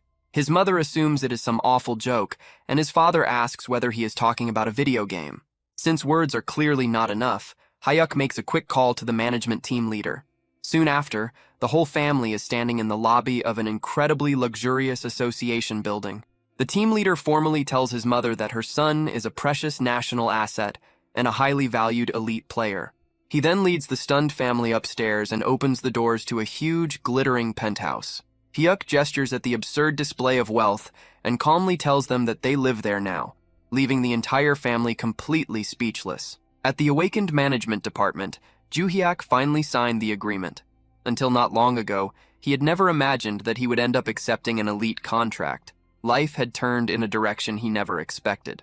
Team leader Gwang-hail apologized, saying that they could only offer an annual salary of 2 billion won because the starting pay for elite players was regulated. He added that someone like Player Ban should honestly be receiving far more. Joo-hyuk thought to himself that even 2 billion more now sounded strangely normal. His sense of reality was starting to dull. Then he explained that it had been his own decision. He simply was not comfortable with it becoming publicly known that he was the S++ rank record holder. If that happened, his private information would be exposed as well. If his face spread across television, social media, and every other major outlet, it would become difficult even for his family to go outside. Just imagining that was awful.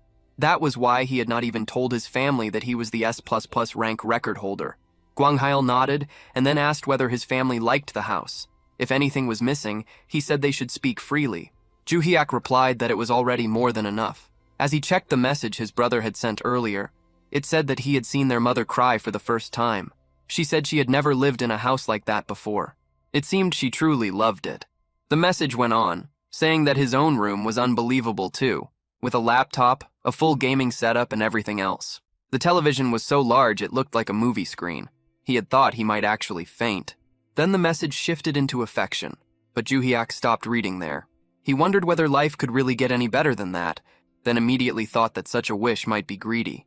Gwang-hail then showed Joo-hyuk the office residence where he would be staying and explained that everything had already been prepared. It had been fully furnished, with appliances and furniture included, so he could move in at once. He asked if Joo-hyuk was truly fine with a 2-bedroom unit, adding that they could provide something larger. Joo-hyuk liked it, and to him, it already felt like a penthouse.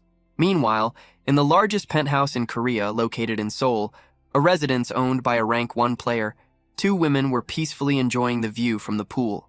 Then a man rose up from the water and broke the calm, asking how long they planned to keep swimming so boringly and whether they should not go out and have some fun instead.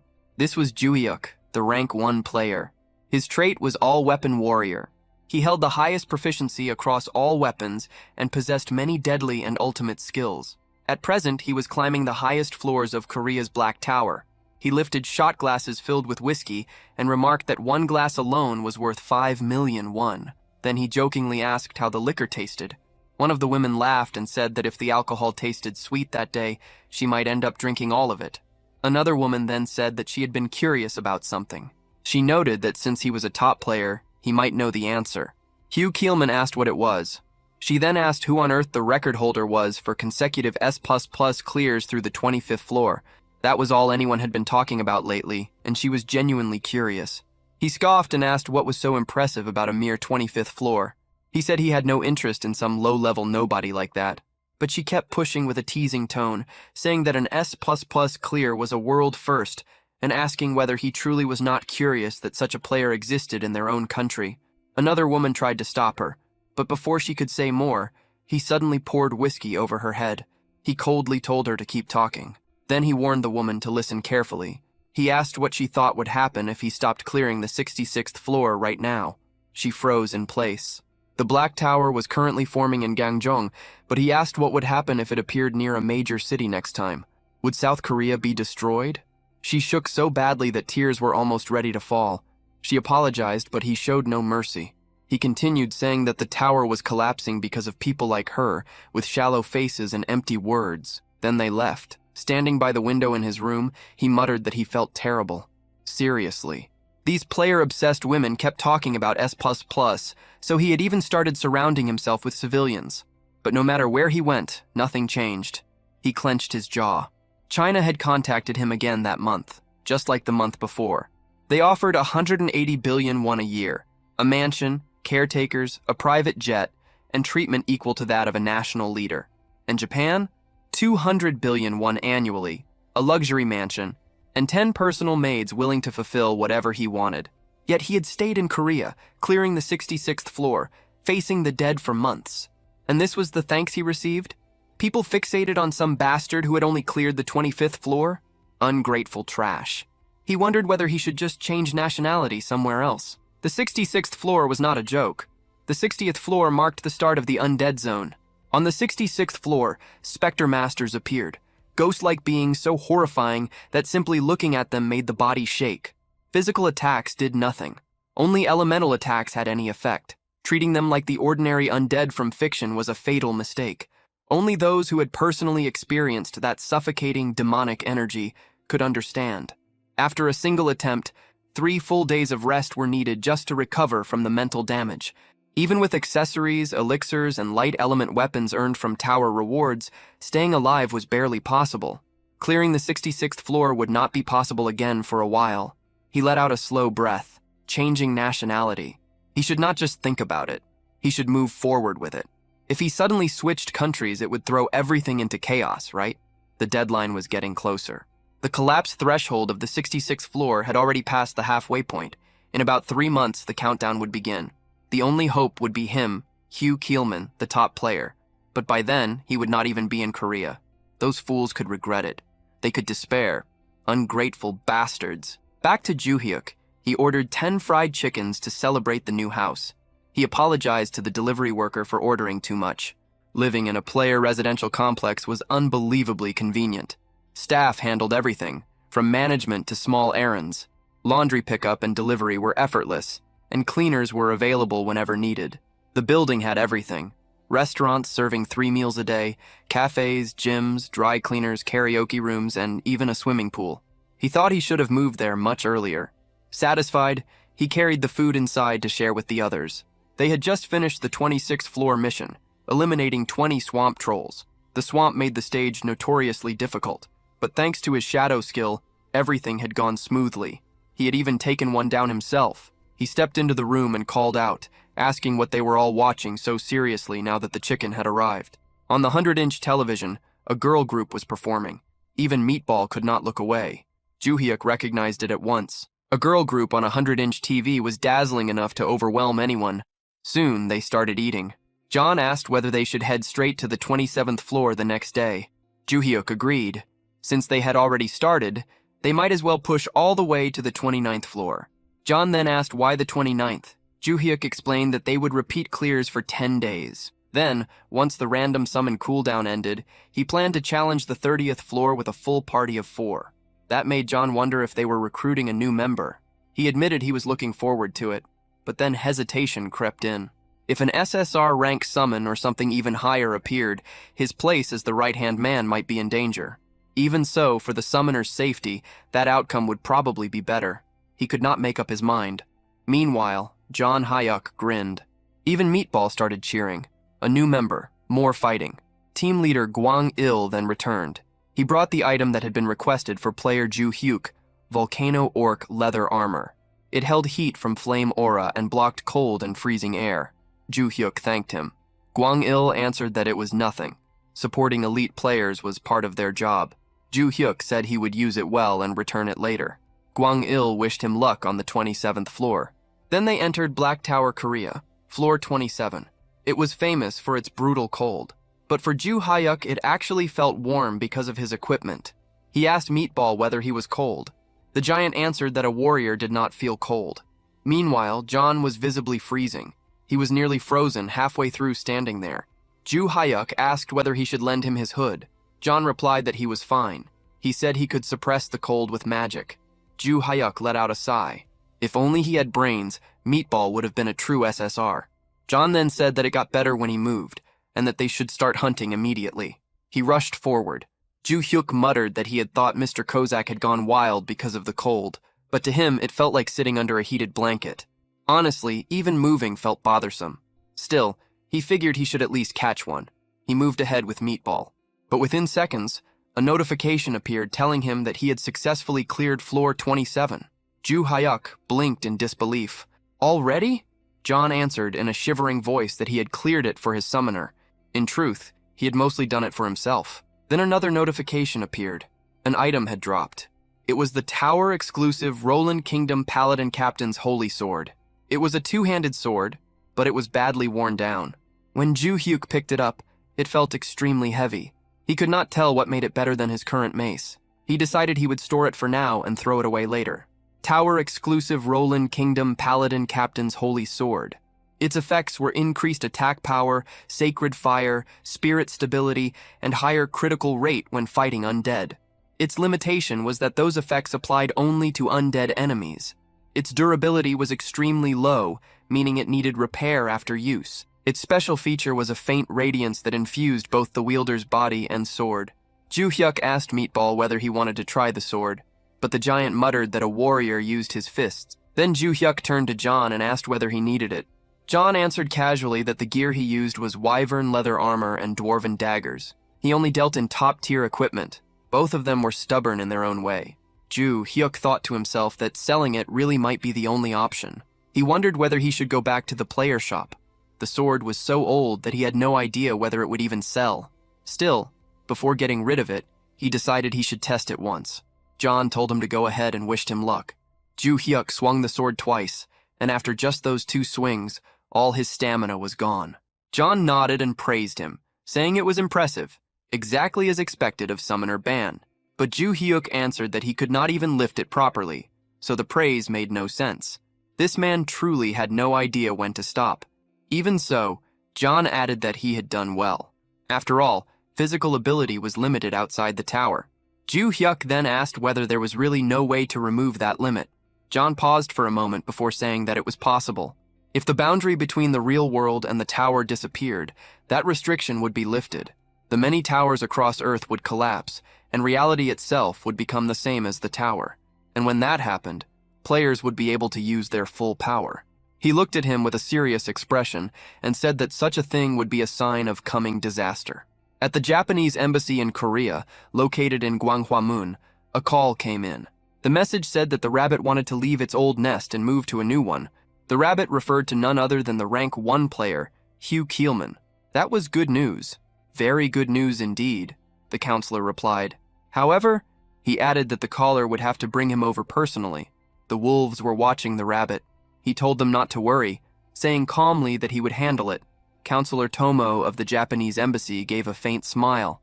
A storm was about to strike. 2 days later, at Black Tower in Gwanghwamun, Republic of Korea, floor 65 had been cleared. Progress stood at floor 66 with the deadline showing 92 days, 13 hours, 34 minutes, and 52 seconds. Jung-Hook felt uneasy as he remembered what John had said about it being an omen of doom. Still, the higher floors were meant to be handled by top players like Hugh Keelman, right? Worrying would not change anything. He only needed to keep climbing at his own pace. So he decided that since they had cleared the 28th floor yesterday, today they would take on the 29th. The 28th floor had been troublesome, with giant trolls attacking from the tops of enormous trees. It would have been difficult for John alone, but thanks to Meatball, they had managed it. Thinking back, Jong-Huk wondered how they had even dealt with those trees. If Meatball had only a little more intelligence, he would have been a true SSR. They had dropped from the trees like chestnuts. John had shouted a warning, and his finishing strike had been clean. But the 29th floor was different.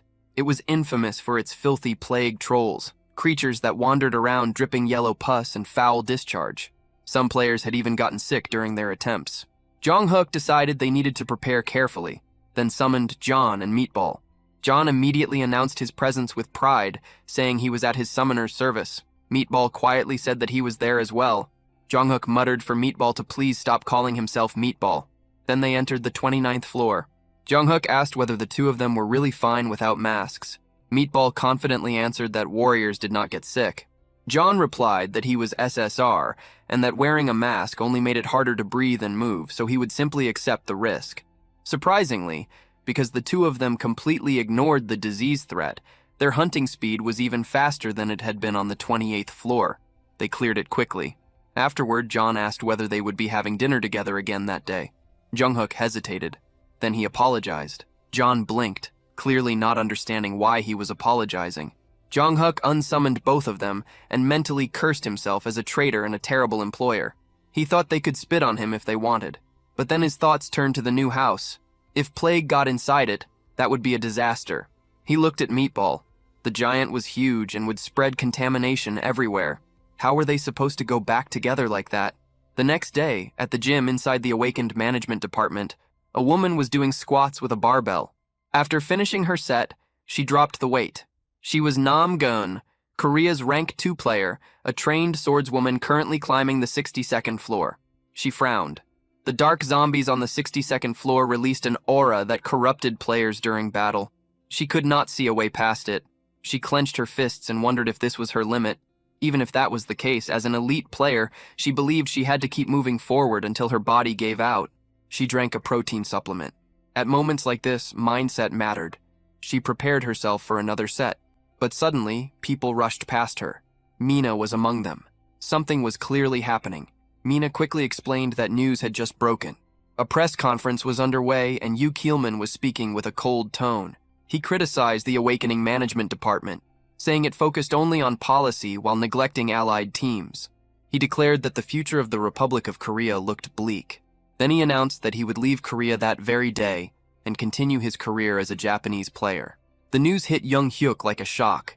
Yu Keelman, the country's top player, was switching nationality. Team leader Gwang-il confirmed it. That was why they had urgently called him in. He carefully asked how long it would take Young Hyuk to reach the 60th floor. Young Hyuk let out a quiet breath. He had expected this question. He explained that he was currently on the 29th floor. Even if he cleared one floor each day, it would take about 37 days to reach the 66th floor. The deadline was around 90 days, so it might look possible. But realistically, it was not that simple. For difficult sections, he would need at least 10 days of preparation. And according to his contract, climbing higher floors was entirely his own decision. Gwang-il lowered his head in apology. They had just signed the contract, yet he was already asking for something this heavy. Still, the situation had left them desperate. Young Hyuk thought to himself that seeing that expression only made it harder to refuse. Even so, what seemed impossible might still be forced into reality. At that moment, the door suddenly burst open. It was Nam Gyun. She had rushed in after hearing the news from Mina. She asked immediately about light attribute items from the United States. Gwang-il shook his head. Those items were still extremely rare worldwide. She nodded, apologizing for her urgency, then noticed Young Hyuk. She realized there was a guest present. Young Hyuk froze under her gaze. Gwang-il hesitated before explaining who he was. Young Hyuk quickly bowed, saying he was only there to sell some items. For someone like him, this moment alone felt like a major achievement. He then remembered something. He mentioned that he had obtained an item earlier and offered it for her to examine since she needed light attribute equipment. He showed her the sword. She carefully inspected it and asked if she could take a closer look. Young Hyuk agreed immediately. his face flushing slightly. She examined the weapon and read its effects. Increased damage against undead and improved critical rate. Her eyes widened. She had never seen effects like that before. Then she placed her hand on his shoulder and asked him to lend it to her just this once, promising to repay him in any way. Young Hyuk froze completely. Her face was close, far too close. His thoughts stopped entirely. He could not process anything beyond how beautiful she looked. For a brief moment, his mind drifted away from reality. He imagined an impossible future, standing beside her, living a completely different life. But in reality, he was simply standing there, lost in his own thoughts, with an awkward expression frozen on his face. Then she spoke again, asking whether he had just said he would lend her the holy sword. That was when Young Hyuk finally returned to reality. He realized that he had drifted off into a ridiculous fantasy without even noticing. Startled, he straightened up at once. He quickly confirmed that yes, of course, he would lend it to her. He told her to use it freely and let him know how it performed. She thanked him warmly, calling him Player Bong, and said that if he ever needed help, he could ask at any time, and she would do whatever she could. She prepared herself almost instantly. She declared that she would challenge the 62nd floor right away. Gwang-il told her to return safely. As she left, Jung Hyuk wondered whether the sword would actually be useful. He hoped the review would be good enough that he could sell it for a decent price. He had planned to get rid of it anyway, so there was no point in getting greedy now. Still, he could not help wondering how much a holy sword like that might be worth. She entered the 62nd floor. The failure conditions were death or abandoning the mission. The moment she stepped inside, she frowned. The undead appeared immediately. Her whole body tensed. No matter how many times she faced this kind of enemy, she could never grow used to it. The crushing pressure and the suffocating energy that made her want to run away were still just as awful as ever. She activated the holy sword. A faint white glow appeared. The blade looked badly worn, and the light it gave off was dim. It felt weaker than expected. The other light attribute items she had used before had shone much brighter. She questioned whether this would really be enough. Then, the undead rushed her. She realized she had no choice but to confront it head-on. To face the enemy without retreating, that was a player's fate. She charged forward. Their attacks collided. The undead's claws were wrapped in dark energy, and that power came crashing toward her. Her body immediately felt heavy. At first, it seemed as though nothing had changed. She thought the sword was useless. Then suddenly, a system notification appeared. Holy Sword Effect, Steadfast Mind activated. A hidden effect had triggered. The dark aura that had entered her body was reflected and completely nullified. She froze for a moment in disbelief. Then she swung again. This time, one strike landed as critical damage against the dark zombie. Her eyes widened as she realized that the dark aura was being erased. If that continued, then the fight had already turned. She pressed the attack. Slash after slash followed. Within seconds, the dark zombie fell. It felt absurdly easy. And from there, she began tearing through the floor without stopping. Meanwhile, team leader Guanyul checked the time. It had been 2 hours since she entered the 62nd floor. Whenever player Namgun failed, she usually returned by then. He wondered how it would go this time. Then she appeared. Juhyuk's eyes sharpened. She was back. Guanyul welcomed her back and praised her effort. She told him to wait a moment while she took a healing potion and removed her armor. Juhyuk immediately thought that there was no way she could have already cleared it, so he assumed she must have abandoned the mission. Maybe even with the holy sword, it had still been impossible. He nervously asked how it had gone and said he was glad she returned safely. He asked whether the holy sword had at least been somewhat useful, and added that if it had not been good, she could be honest about it. She gave no answer at all. Instead, she walked straight toward him and wrapped him in a tight hug. And in that instant, something inside Juhyuk's lifelong, painfully untouched existence cracked apart completely. His brain stopped working. He could barely process what was happening. To him, she suddenly felt far too aggressive, far too close, and far too dangerous for his sanity. And just like that, his mind slipped straight back into full delusion mode. Now his mind had already gone even further, imagining the two of them attending their child's elementary school orientation together. She thanked him with complete sincerity, saying that without the holy sword he had lent her, she would have definitely failed. Meanwhile, Juhyuk was still trapped in his own thoughts, mentally watching their imaginary children grow up. Then she turned toward team leader Guanyul. She reported that the 62nd floor clear had been a success. With more testing, she could confirm it fully, but if things continued going well, She believed that even the 66th floor might become possible with that sword. Team leader Guanyel burst with joy. If that was true, then everything had changed. In his mind, he realized that if this sword had ended up in Yu Keelman's hands instead, it would have been a disaster. That man would have kept all of its value to himself. Then Guanyel glanced at Juhyuk and thought that the more he learned about him, the more interesting he became. Gyun suddenly stepped back, apologizing because she had gotten carried away. That was when Juhyuk finally came back to his senses. It felt as if he had lived an entire lifetime inside that delusion. She explained that she had used the sword well, but the blade had been damaged in several places. Juhyuk thought that it had already been in rough condition from the start. At this rate, it would probably wear down completely after only a few more uses. Guanyel added that this was not a problem. There were skilled craftsmen in the player workshop, and with proper repairs, the sword could last much longer. Relief appeared on her face. Juhyuk then asked whether the repair costs would be high. Guanyel immediately answered that the department would cover it. Juhyuk hesitated for a moment, then asked whether they would rather buy it from him outright, since they were going to need it for clearing the higher floors anyway. Guanyel shook his head. In his view, selling it would be a mistake. Renting it out would be far more profitable while still keeping ownership. There were hundreds of towers across the world, and most countries had not even reached the 60th floor yet. That meant people would come looking for this weapon. It could be rented out for 10 billion won every single time it was used. Juhyuk froze. A rental business. Pure profit. Guanyel continued, saying that the department would even handle all the rental procedures for him. Juhyuk nodded immediately. Then he offered to rent it to the department for 1 billion won for now, while leaving room to expand globally in the future. Guanyel quickly waved that idea away and said there was no need to worry. The department would handle everything. Once all of it was settled, Juhyuk was overflowing with excitement. 10 billion won per rental. It did not even feel real anymore. This was no longer just a sword, it was a gold mine. So he declared that the day called for a celebration. He bought food for John and Meatball. John was thrilled, clearly touched that Juhyuk had personally bought it for them. Even Meatball was overjoyed, saying that no one had ever treated him this well before. Juhyuk told them to eat as much as they wanted and not hold back. He admitted that thanks to the two of them, he had made it this far. That evening, breaking news spread across Korea. The 62nd floor had been cleared successfully. A new holy sword with divine attributes had been revealed. Player Nam Gun had emerged as a new hope for the 66th floor. People even began forgetting Yu Keelman. And just like that, because of Juhyuk's unexpected contribution, Korea's crisis slowly started turning into an opportunity. 10 days later, Juhyuk had spent the past stretch of time repeatedly clearing the 28th floor as preparation. Now the long-awaited moment had arrived. The cooldown on the random summon had finally ended.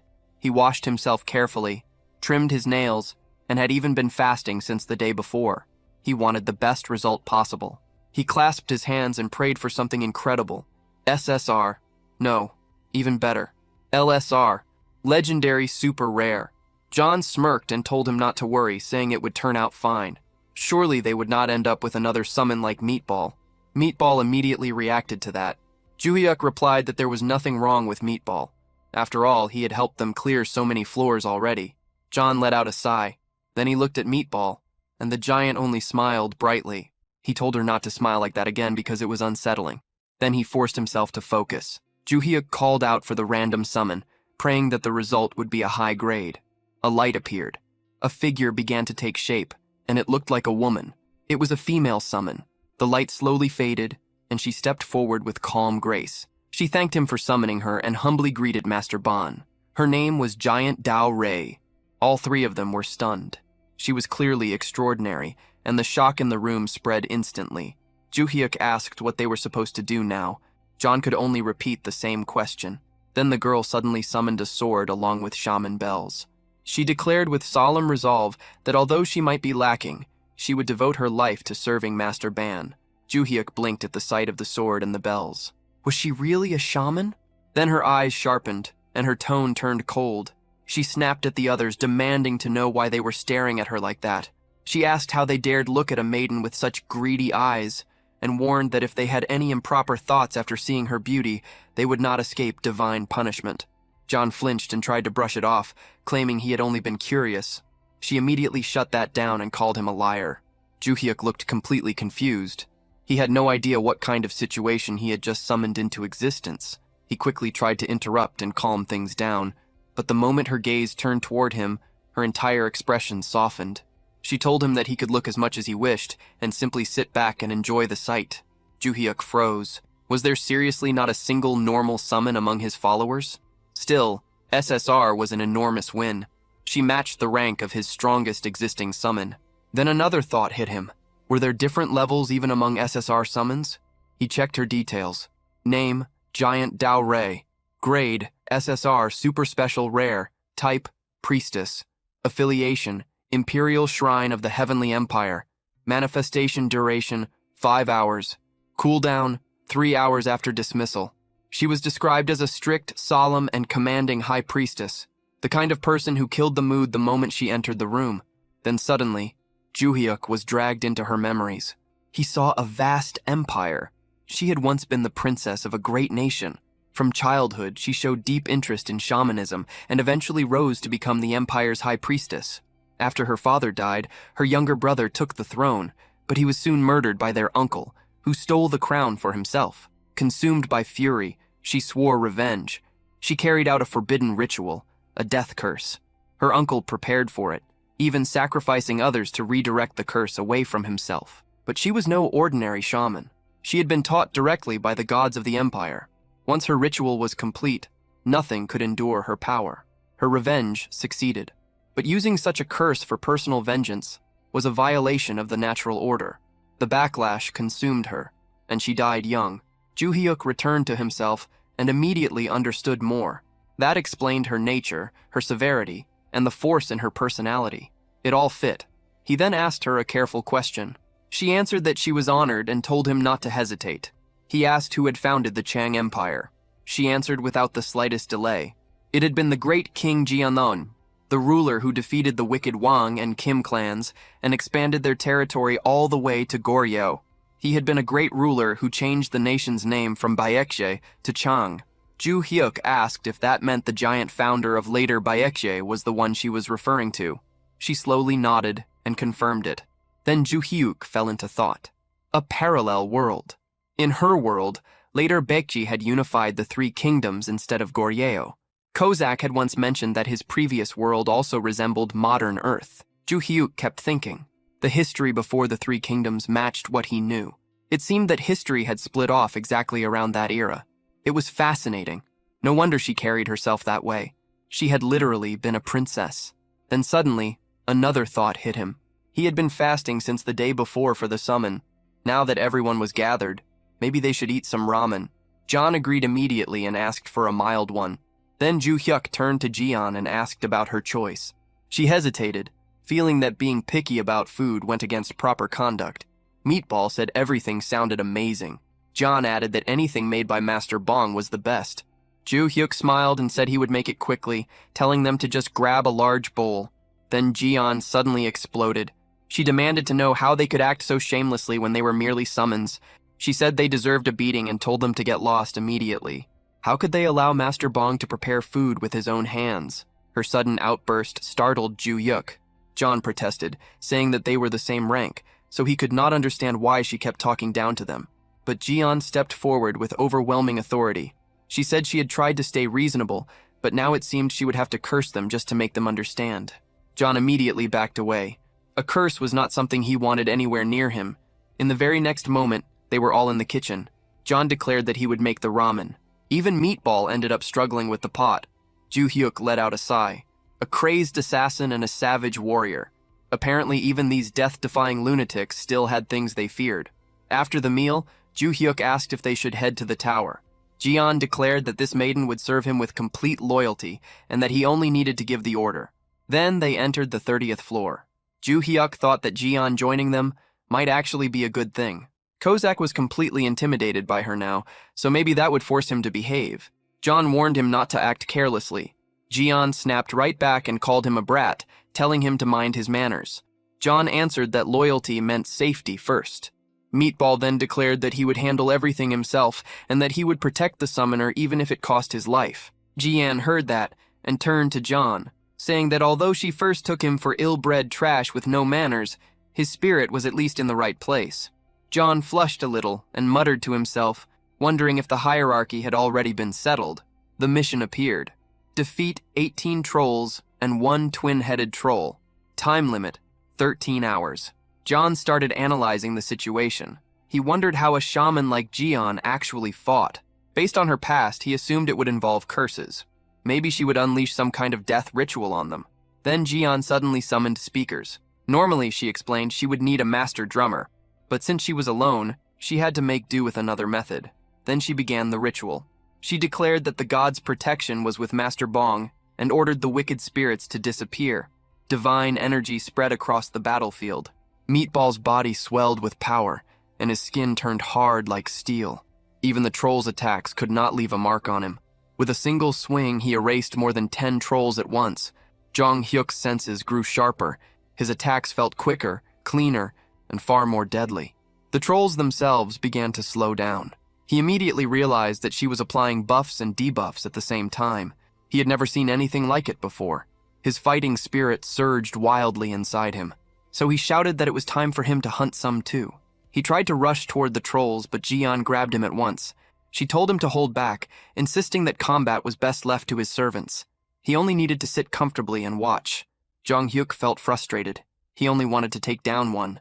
But Jian could not understand why he would lower himself to stand beside such lowly beings. She insisted that he must not degrade himself like that. Jong Hyuk realized he was about to miss everything again. He told her to let go, but she refused. He could only curse the situation as it happened all over again. Before he could do anything, the mission was already finished. A level-up notification popped up. Jong Hyuk let out a sigh and thought bitterly that he had not managed to defeat even one enemy. He felt that he should have ignored her and forced his way in. Then Jian looked at him. She asked whether he was displeased. Her eyes shook visibly. She looked as though she might start crying at any second. Jong Hyuk froze. For a moment, he could only stare, realizing that she really did look like she was about to cry. Leaving Ju Hyuk stunned and with no idea how to respond, he stood there completely lost as Giant Delray broke down in tears. Through her crying, she tried to explain that everything she had done came only from worry for his safety.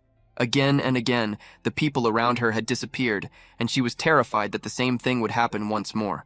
Hearing that, Ju Hyuk finally began to understand the burden she carried.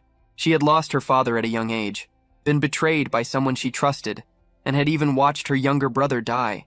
Even knowing the price, she had still chosen revenge, fully aware that it would take her own life in return. The feelings behind that choice, the loneliness, the fear, and the despair, suddenly became much more real to him.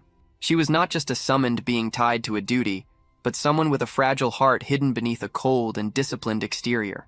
Ju Hyuk reassured her and promised that he would stay safe and would not recklessly throw himself into danger. That simple promise was enough to settle her. At that moment, John and Go Bang returned after finishing the cleanup. The instant John saw her crying, he completely misunderstood the situation. Assuming it had something to do with him, his reaction only made things worse. Covered in monster blood, he immediately drew her anger again and was quickly chased off under the threat of another chant, leaving him no choice but to retreat without resistance. Later, back at home, Ju Hyuk counted the rewards they had gained from their progress. After collecting 30 badges, he unlocked a hidden reward, a cooldown reset ticket for his summoning skill.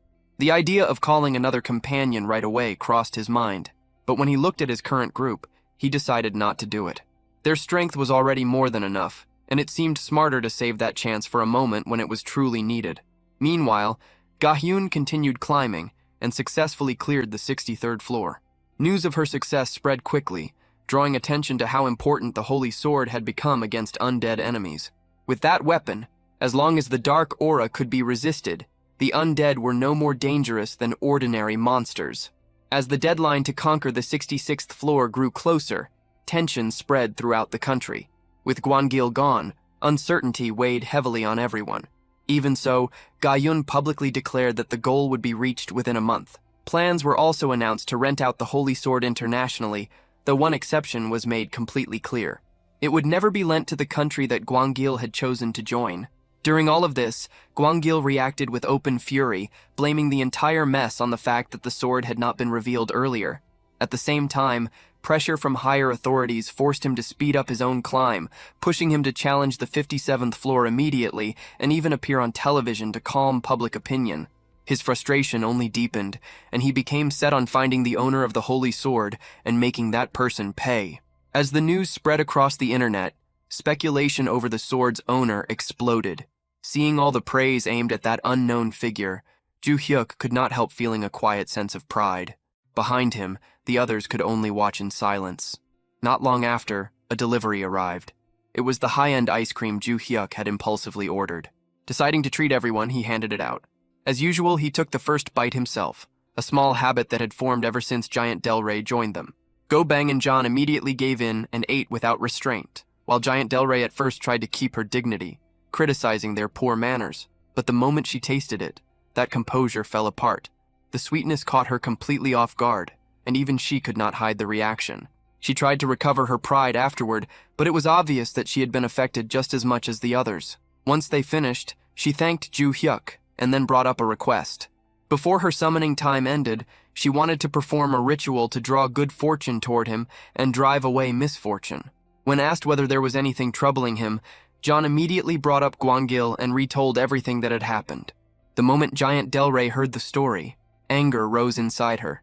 She declared that such a person should not go without punishment and asked for an item that had once belonged to him.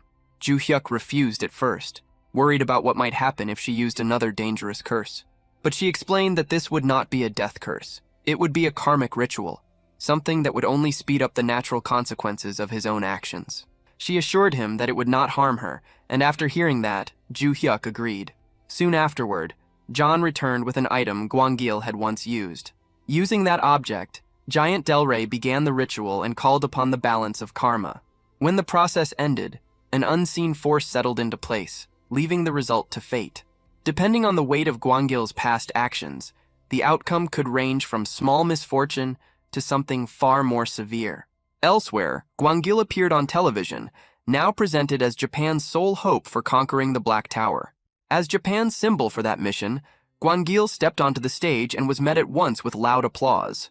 During the broadcast, he carried himself with full confidence, explaining that although there was still time before the deadline, he had chosen to move early in order to reassure the public.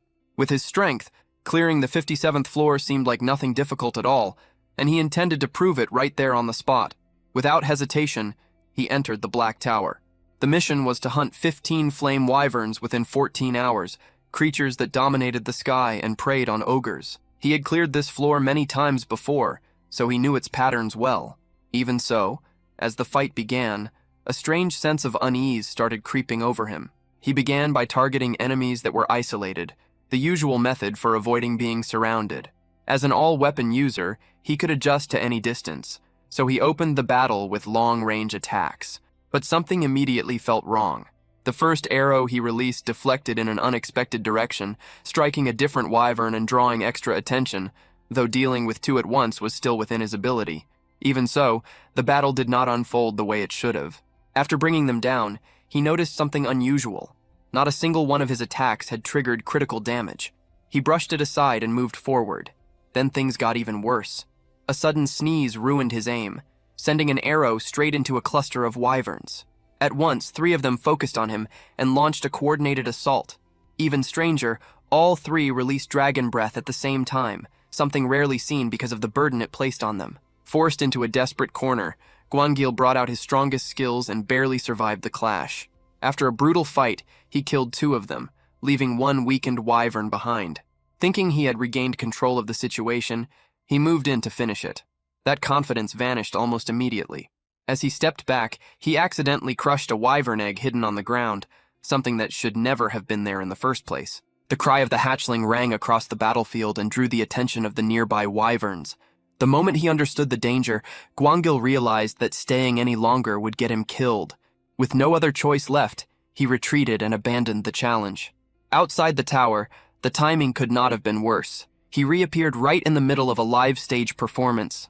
The audience was shocked, but he ignored everything around him and immediately drank a healing potion.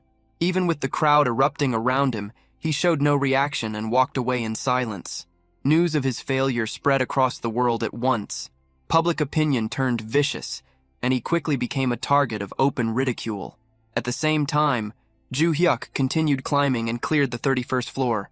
But once again, he had failed to join the fight himself, and that left him deeply irritated. Meanwhile, Gayun kept advancing at an incredible pace, breaking record after record thanks to the power of the Holy Sword. Elsewhere, discussions about the sword had already begun in the United States. Since their own deadline was still secure, their attention shifted away from urgency and toward strategy. They decided to delay negotiations and use Japan's growing desperation to squeeze out the highest possible profit, planning to wait until the pressure reached its peak before acting. Then news spread that Chow Min had failed the same floor twice in a row. As a result, he had completely vanished from public life, unable to even step outside his own home. All across Japan, public opinion had turned against him, and a clip of his humiliating collapse spread everywhere, making his situation even worse. Bong Ju-hyuk thought about it and felt that Chow Min was simply facing the result of his own choices. There was some curiosity over whether that curse would last forever, but it was understood that it would not. Once the balance of his actions was restored, the curse would naturally fade away. Even so, although he believed it was deserved, Bong Ju-hyuk still felt a small trace of pity for him. Then his attention shifted, and his energy returned. It was time to challenge the 32nd floor. Cossack prepared himself with a short warm-up, eager to push his efficiency in combat as far as possible. Meanwhile, Mikasa stayed calm and ready as always. At the same time, Meatball was visibly thrilled, practically shaking with excitement at the thought of hunting monsters again. Before they headed out, Bong Ju-hyuk suddenly stopped and said that he had something important to discuss with Mikasa. To shape the mood, he revealed a stack of premium ice cream boxes. The moment Mikasa saw them, she nearly lost control of herself, her excitement rising at once. Bong Ju-hyuk recognized the brand immediately and knew it was one of the highest-tier ice creams available. Meatball reacted just as strongly, his eagerness becoming almost ridiculous to watch. Bong Ju-hyuk found Cossack's knowledge of the brand a little strange, but he let it pass and told both Cossack and Meatball to leave the room so he could speak with Mikasa alone. The two reacted dramatically, begging not to be left out, their emotions swinging all over the place. In the end, Bong Ju-hyuk had to promise them meat if they left, and that instantly changed their attitude. Without any further resistance, they walked out. With the room finally quiet, Mikasa reached toward the ice cream, overcome with delight. She looked at Bong Ju-hyuk with clear admiration, obviously pleased by what he had brought her. But he shifted the conversation and questioned whether it really made sense for someone like him to contribute so little in battle. Determined to change that, he declared that from that point on, he would personally hunt several monsters himself. Mikasa tried to negotiate, aiming to limit his involvement for the sake of his safety. After going back and forth for a while, they reached a compromise. Bong Ju-hyuk would kill 3 monsters per floor. With no better option left, Mikasa accepted the condition. Soon after, they entered the 32nd floor. The mission there was to eliminate Stage 2 Minotaurs. Bong Ju-hyuk explained that Minotaurs appeared from the 31st to the 35th floors, with their stage rising on each level. The environment on those floors suited them perfectly, allowing their bodies to grow larger and larger. While Meatball stood at about 3 meters, the king of those creatures could reach 6 meters in height. Even the Stage 2 Minotaurs standing before them now were around 4 meters tall. Their sheer size alone was enough to shake anyone.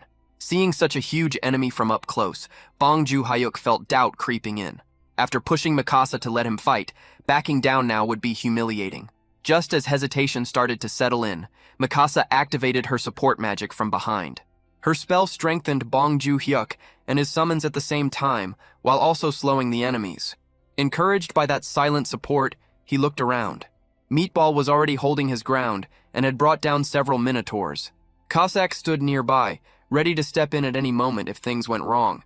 Realizing he was not alone, Bong Ju-hyuk gathered himself and moved toward his target. The Minotaur attacked first, trying to crush him with force, but Bong Ju-hyuk pushed ahead, using Shadow Step to slip around it. At the right moment, he activated the third form of his primordial Thunder Staff, Falling Thunder Flash, and drove the attack straight into the creature's head, bringing it down in one clean strike. He thought about how repeated floor clears had allowed him to unlock that new form. Its speed and power were on a completely different level, though the cooldown was longer. Despite the fear he had felt at the start, he managed to keep his promise and defeat 3 monsters himself, while Cossack and Meatball cleaned up the rest. Once again, the floor ended with an S++ rank, earning him another platinum badge. The following day, attention turned to Anya, who had just returned from a higher floor. When asked about her progress, she described the 65th floor as extremely difficult. At first, it sounded as though she had struggled badly, but it soon became clear that she had still cleared it in only 6 hours. Everything was moving according to plan, and after a short rest, she intended to challenge the 66th floor. Elsewhere, officials gathered for a meeting to discuss the situation. Even though Chow Man's failures in Japan did not directly affect Korea, unease still remained. After a long discussion, one conclusion was reached. The 66th floor had to be cleared at any cost. Doing so would buy them another 6 months. There was confidence that Bong Joo-hyuk could reach the 60th floor within that time, allowing him and Anya to join forces on the upper floors. Still, one concern remained. People began to worry about whether Bong Joo-hyuk's holy sword would last that long, considering how badly its condition had already started to decline. Even with that concern, trust in his ability remained strong. People compared him to other top players and kept reaching the same conclusion. Bong Joo-hyuk was exceptional, possibly even beyond them. His streak of consecutive S++ clears had already broken all previous standards. Then, at that very moment, another update came out and pushed that record even further. He had now reached 33 consecutive S++ clears. That only strengthened the belief that he would become one of the nation's most important players. Later, Bong Joo-hyuk examined a perception-blocking talisman. Its effect allowed his summons to appear as harmless creatures in the eyes of others. To normal people, they would still seem ordinary, and even powerful figures from the past had once used tools like this. When he tested it, he realized it worked perfectly, even on Meatball despite his huge size. No one showed fear. Then a notification appeared, informing him that 1 billion won had been deposited into his account as a rental fee for the sword. Realizing that Anya had kept making progress with it, he figured that even more money would follow soon. The thought of that kind of wealth pulled him into a brief fantasy about living in complete luxury. Later, he went outside with his summons and watched how ordinary people reacted to them. One passerby even found Meatball cute, seeing him as a harmless little creature because of the talisman's effect. That confirmed the item worked flawlessly. Satisfied, Bong Joo-hyuk decided to treat his companions to an expensive meal. Even though the restaurant prices were outrageous, he told them to eat as much as they wanted. They showed no concern for the cost and enjoyed everything without restraint. The next day, reality hit him hard.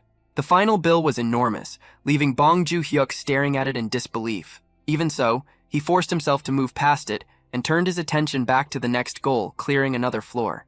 Before long, they arrived at the 34th floor, where the mission was to defeat 20 Stage 4 Minotaurs.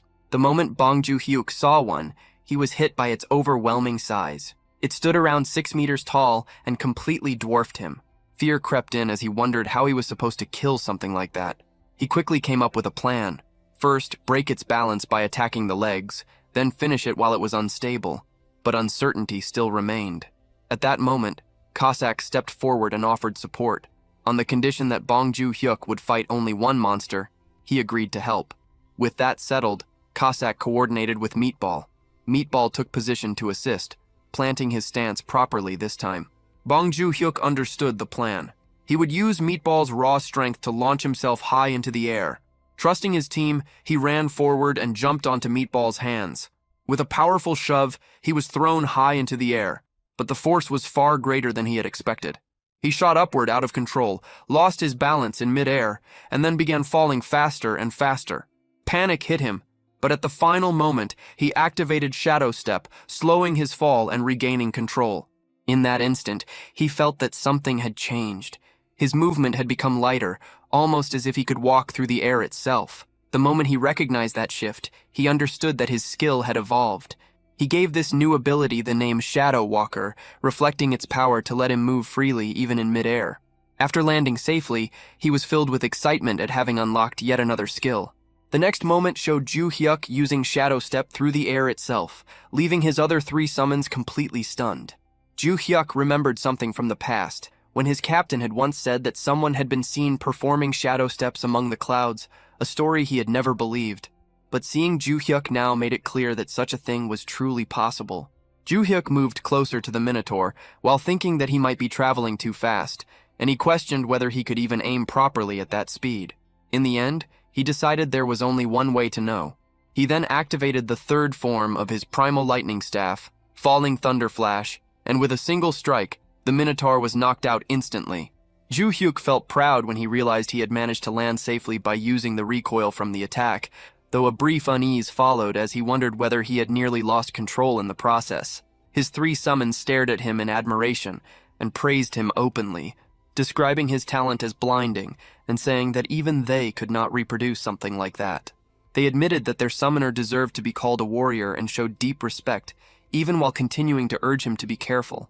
One of them added, while pretending to stay calm, that even she had felt her hair rise from worry. Ju Hyuk admitted that he had also been shaken, but somehow he had still managed to pull it off. The summons then immediately moved to finish the remaining Minotaurs, tearing through them without hesitation.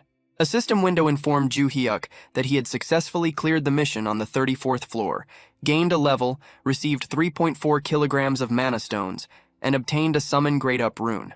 Ju Hyuk was stunned when he realized that a summon grade-up rune had dropped as an ordinary reward rather than a special bonus, and it felt to him like hitting the jackpot. Another system message confirmed an S++ clear rank for the 34th floor of the Black Tower in Korea, granted him a platinum badge, unlocked the 35th floor, and then removed him from the tower. After returning home, Ju Hyuk praised all of his summons for how well they had performed. Then, in a private moment, he quietly asked Cossack whether an SSR summon could be raised to LSSR by using the grade rune. Cossack denied it without hesitation, explaining that the rune could only raise a summon as far as SSR. Not long after, Meatball was called over for dinner by Dal Rey. Cossack immediately started complaining to Dal Rey, angrily grumbling about how expensive it was to keep Ju Hyuk's team fed, and Dal Rey also scolded Meatball for eating too much. Meatball became visibly upset and promised that he would eat less from now on. Ju Hyuk ended up feeling sorry for him and handed Meatball a grade-up rune to help him rise in rank. Meatball thanked him through tears and threw himself into a tight hug, accidentally pressing his chest hair into Ju Hyuk's face, which filled him with disgust. The scene then shifted to the Chinese Special Information Department, where Xiu Jun, the deputy director, called in a section officer and demanded to know why there was still no news about clearing the 59th floor. The officer reported that among the forcibly naturalized assets, more than half had gone missing inside the tower, causing major setbacks, and that many were said to have taken their own lives within it. Shujun received a list of elite South Korean players and ordered the officer to select proper targets from recently contracted rookies, making it clear that famous names were to be avoided and that everything had to be carried out without leaving evidence, so the country could never deny responsibility. The officer saluted and left. After that, Shujun reflected coldly that unlike Japan's public attempts at forced naturalization, which had only ended in humiliation, they would simply abduct players if that became necessary. A short time later, 2 days passed. Ju Hyuk and his summons had mostly been living on ramen, as Cossack was trying to save money. Ju Hyuk remained focused on other concerns when a system window appeared, showing a catalog update that listed the dull barbarian meat shield as unable to be summoned. Ju Hyuk immediately became worried, but Cossack explained that ranking up involved strengthening the soul and was dangerous, with the risk of permanent deletion if the process failed. The word deletion struck Ju Hyuk hard. Dal Rey scolded Cossack for frightening him, and quickly reassured Ju Hyuk that if Meatball had truly been deleted, his name would have disappeared completely. She explained that his inability to be summoned probably pointed to another cause, possibly the rare case of a 2-rank leap. Cossack agreed, and suggested that Meatball's soul was unusually pure, making him better suited for a successful upgrade. Ju Hyuk, however, rejected Cossack's misunderstanding in his own mind and kept worrying about what a sudden rank jump might mean. Trying to change the mood, Ju Hyuk suggested that they go to a cafe after eating ramen. Then another concern hit him. What if Meatball returned even bigger than before, and what if the new house no longer had enough space? The scene shifted to a cafe, where 2 men were talking about the coming raid on the 66th floor, assuming it would be cleared easily because of the Holy Sword. One of them openly expressed admiration for a hero named Nam Gi-eun. The other immediately rebuked him for speaking of her without proper respect. Ju Hyuk, moving through the area like any ordinary passerby, stepped in and, without anyone noticing, ended up embracing Nam Gi-eun by accident. The cafe drinks and desserts soon arrived, and everyone enjoyed them together. At that moment, Gwangil called Ju Hyuk to congratulate him on his record-breaking streak of consecutive S++ clears. He then brought up the penthouse that had once been used by Yuchi Alman, offering to transfer it to Ju Hyuk for free as a gesture of gratitude for renting out the holy sword at such a low price. Ju Hyuk was caught off guard and asked for time to think before ending the call. Cossack asked who had called, and Ju Hyuk reminded him about the house they had visited earlier. Cossack admitted that it had been magnificent, while Dal Rey agreed that a place like that suited Ju Hyuk's position. Cossack warned him not to trust free gifts, insisting that nothing in life ever came without a price, while Dal Rey encouraged him to accept it as a fair reward for everything he had already contributed. Ju Hyuk remained torn, thinking about how accepting such a gift could make it much harder to refuse future demands from the management department. In the end, he decided that he would buy the house instead. His summons praised that choice, but the moment he checked the price, Ju Hyuk discovered that it was 20 billion won, not the 2 billion he had expected. That left him frozen in place. Cossack asked what had happened, and Ju Hyuk quietly decided that they should leave. As they walked out of the cafe, the summons talked among themselves about how they might not need such a huge home after all. They brought up the trouble of cleaning it, the cost of maintaining it, the long walk to the bathroom at night, the bugs that would gather in the garden, and all the other inconveniences. In the end, they concluded that being with Ju Hyuk mattered more than living in a large place, and they praised his judgment as brilliant. Then, at that moment, 2 suspicious men entered the cafe carrying the smell of weapons, blood, scars, and gunpowder with them. Cossack immediately recognized them as the same kind of people as himself, and silently marked both of them for tracking. Ju Hyuk called for Cossack and told him they were heading home.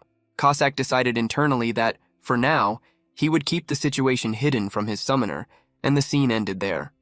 The scene shifted to the Awakener's management administration, where Nam Gayun sat in silence, fully absorbed in image training inside her own mind. In her thoughts, she reviewed how the Holy Sword was vital for neutralizing the dark aura of the undead. Even so, she firmly decided that she could not depend on that weapon alone. Her mental training played out clearly, throwing endless enemies at her, including dark mummies, dark zombies, dark skeletons, dark ghouls, and even a full undead army. She had already cut down hundreds of them to reach her current level, strengthening her resolve and sharpening her senses. As the intense image training came to an end, Gayun prepared to leave. Her superior addressed her formally, wishing her luck and telling her to stay careful. Mina also voiced her concern, supporting her with clear worry on her face. With their encouragement behind her, Gayun moved toward the 66th floor of the Korea Black Tower, her focus unshaken as she entered the battlefield. Soon, a skeletal monster appeared in front of her, and without delay, she rushed straight into combat. Hours passed through a brutal struggle, and after 10 exhausting hours, Gayun finally came out of the tower. Her body was drained, her breathing was rough, and the fatigue was obvious. Mina hurried toward her in panic, but Gayun reassured her with a faint smile and a thumbs up, silently showing that she had succeeded. At that moment, a system notification appeared, confirming that the 66th floor of the Korea Black Tower had been cleared. The screen showed detailed information about the location in Gangwon-do, Republic of Korea, the cleared floor, the progression to the 67th floor, and the updated time limits. Hearing the news, Mina excitedly informed Gwang-il and their superior, who were overwhelmed with joy. The boss immediately ordered a press release to be sent out without delay, fully understanding the scale of the achievement. The news spread quickly through the media, announcing that South Korea had successfully cleared the 66th floor of the Black Tower. Special broadcasts followed, and the public reacted with huge relief and admiration. Many said they had been holding their breath for 6 months and could finally sleep without fear. Comments poured in, praising the achievement as legendary and admitting that the country might have been doomed without Nam Gayun. Others called her South Korea's new rank one, saying that real heroes were the ones who quietly held the line. The story of sacrifice and loyalty struck the public deeply. People compared her to those who had fled during the crisis, contrasting them with Gayun's unshaken dedication. Emotional reactions spread as viewers admitted they had cried while watching her enter the battle alone. Calls began demanding national support for her, celebrating her achievement along with the Holy Sword Dungeon. During her interview, Gayun humbly credited her success to the support of the citizens, rather than taking all the credit for herself. She also gave sincere thanks to the owner who had lent her the Holy Sword, showing her modest nature despite the massive praise surrounding her. Meanwhile, Jae-hyuk watched the broadcast on television while speaking with Gwang-il on the phone. He had already expected her to succeed, and he felt relieved that the 6 months they gained would give him enough time to climb higher floors at his own pace. After ending the call, he found himself restless, filled with a strong urge to move. He wanted to enter the 35th floor soon, but his progress had been delayed because of Gobang's condition. Then, a system notification suddenly appeared, showing a catalog update for Savage Meat Shield. Jae-hyuk noticed that the restriction blocking the summon had vanished. Without hesitation, he summoned Meatball, also known as Gobang. As the summoning finished, Jae-hyuk eagerly wondered whether the result would be SR or SSR rank. The system confirmed that Savage Meat Shield had been successfully called through designated summon. Jae-hyuk welcomed Gobang back, but his expression quickly shifted into shock when he saw the transformation. Gobang was no longer the same huge and bulky figure. Instead, he looked fit, muscular, and shockingly handsome, with a sharp body and clear 8-pack abs. Gobang thanked him, saying he had been afraid he would never return, and that he was deeply grateful to be summoned again. The system displayed his updated catalog, showing that his rank had risen to SSR. He was now classified as a savage warrior, with detailed stats including manifestation limits, satisfaction rating, and cooldown time. Soon after, Dalry and Cossack were summoned as well. They greeted Jae-hyuk with respect, but both froze when they saw Gobang's new appearance. Cossack, confused and uneasy, questioned whether their existence had been exposed to another person. Jae-hyuk explained that the transformed warrior was none other than Gobang himself. Their disbelief was clear. As Cossack struggled to accept it, Jae-hyuk congratulated Gobang on his reinforcement, noting that the sharp rise in rank had changed his body completely. To confirm his identity, Jae-hyuk asked Gobang to recite the 3 laws of the summoned. Gobang tried to answer, but failed to remember them properly, which reassured Jae-hyuk that despite the new appearance, it was definitely the same Gobang. With Gobang back, Jae-hyuk suggested entering the tower again for a farming mission.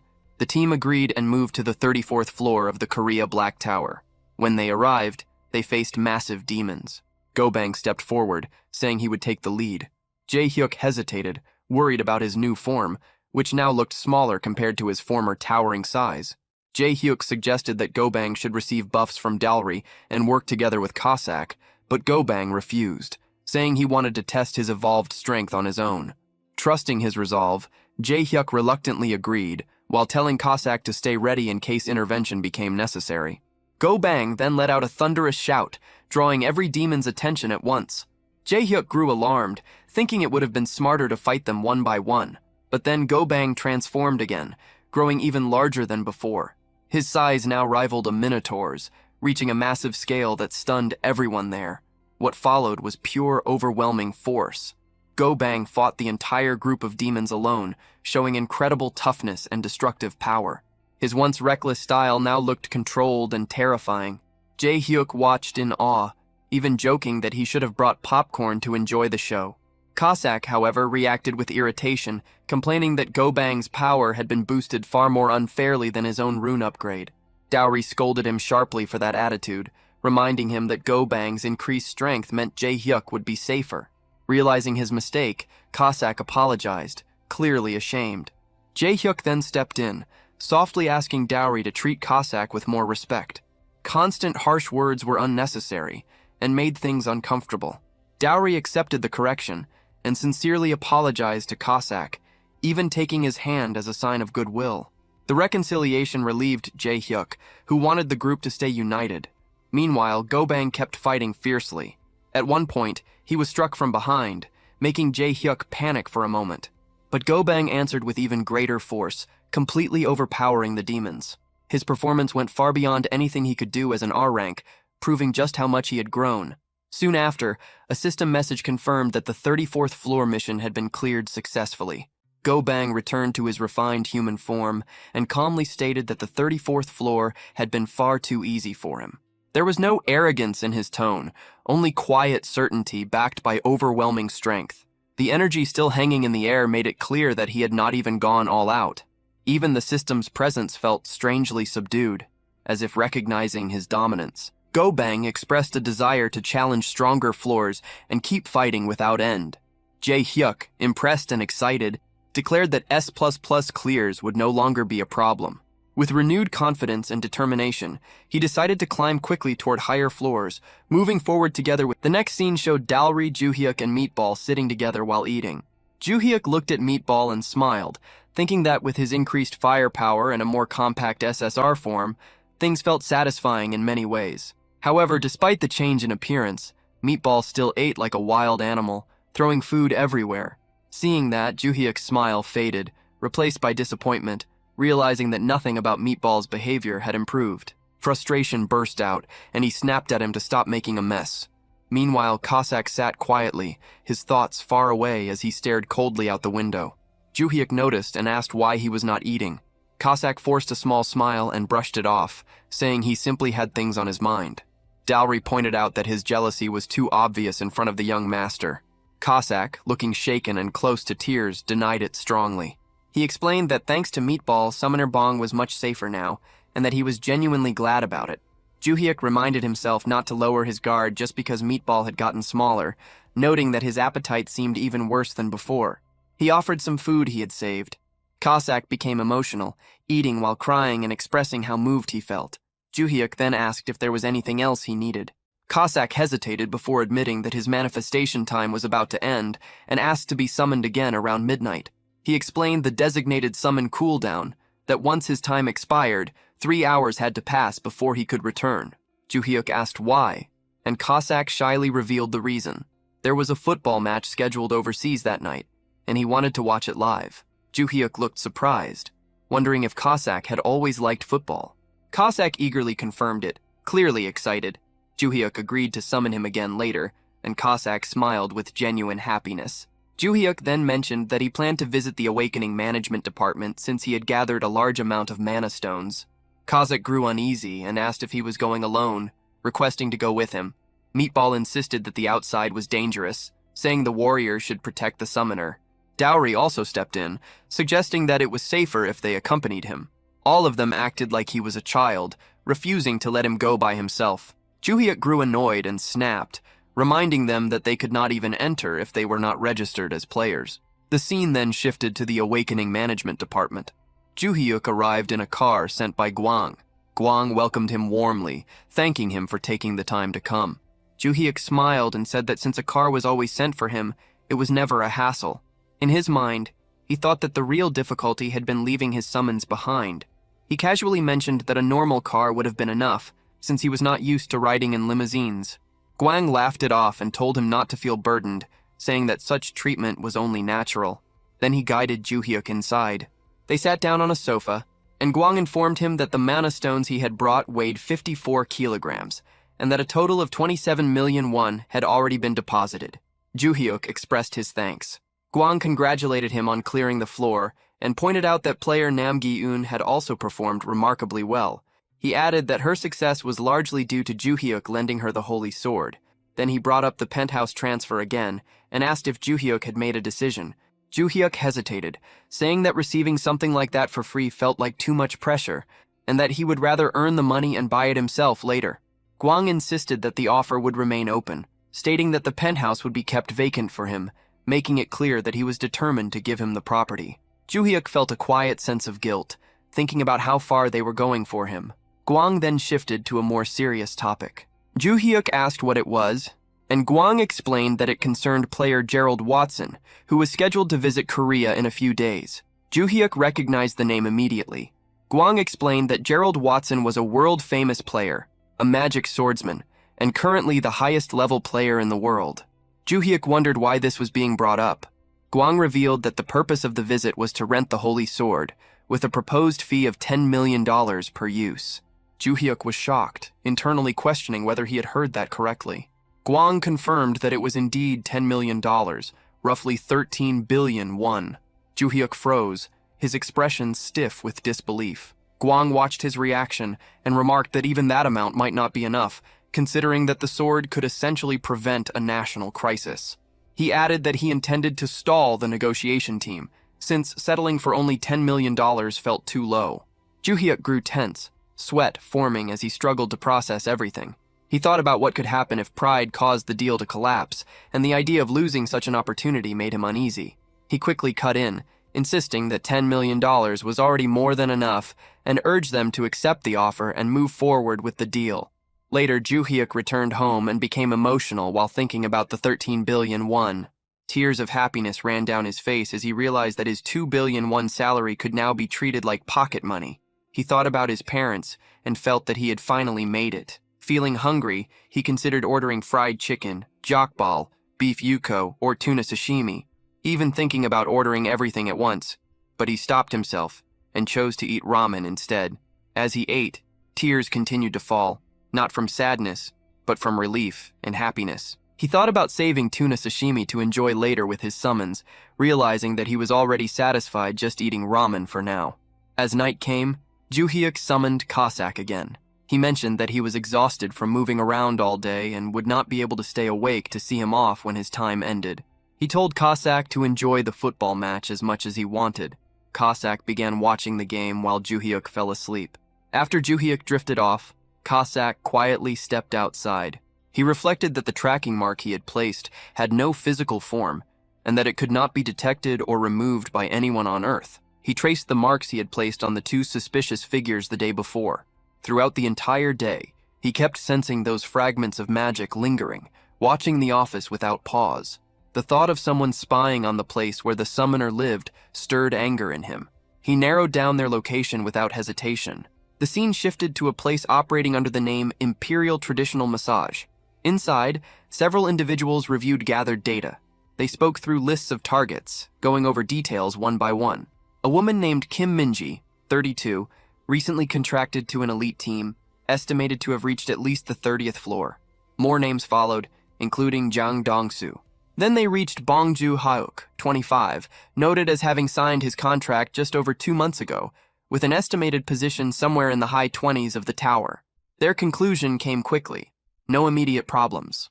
The man leading them, Deng Guanlin, captain of the Northeast Special Forces Brigade of the Chinese People's Liberation Army, made the situation clear. This was a one-time operation. They would seize as many targets as possible within a single hour. Before anything could proceed, one of the men lost his head in an instant. The body collapsed, the severed head hitting the floor with a dull sound. Panic spread fast. The remaining members rushed outside, weapons raised, trying to locate the attacker. Inside, Deng continued organizing player photographs, maintaining focus. Then he noticed someone sitting calmly nearby. The intruder examined a photo with quiet interest, remarking on the appearance of his summoner as if nothing around him mattered. Shock hit Deng immediately. The presence made no sense. He reacted without delay, launching a dagger straight at the intruder. The weapon shattered midair, crushed effortlessly by bare hands. In the next moment, pain exploded through Deng's body as his hand was pierced clean through. The intruder remained composed, stating with cold indifference that he was only observing his summoner's image and had no intention of being interrupted. Deng's scream drew the others back inside. Gunfire erupted instantly. Bullets filled the space, but none of it mattered. The attacker stood untouched, completely unmoved. There was no urgency in him, no tension, only certainty. He made it clear that resistance was pointless. Every one of them would die there. The final thought he left hanging in the air carried weight. They had crossed a line they should never have approached. Cossack was targeted by several men who kept shooting at him. He wasn't hurt. Quickly, he jumped and used his sword to take them down. The men were surprised. They told others to catch him, but Cossack cut off their hands and showed they couldn't grab anything now. Anyone trying to attack him was easily knocked down. Deng watched in disbelief, realizing Cossack could handle top-tier Black Ops agents like toys. He felt scared, not believing what he saw. He wondered if Cossack was a Korean spy or a soldier from the head, but concluded it was something else entirely. Deng remembered such amazing fighting skills only appeared in tower-clear videos. The person before him had that same strong aura of power. Even if Cossack was just a player, how could he use his powers outside the tower? After killing the last agent, Cossack went to Deng. He checked if Deng spoke Korean and asked for an apology. Deng apologized, but it didn't help. Cossack cut off his head anyway, showing no mercy. He made sure Deng knew who he had offended. Then, Cossack tied a red bow on Deng's head and put it on a table before leaving. As he walked away, he panicked, thinking Summoner Bong would hate this outcome. Still, he couldn't change his style. Recalling the warning not to kill, knowing he might be kicked out if caught, he removed the red bow from Deng's head.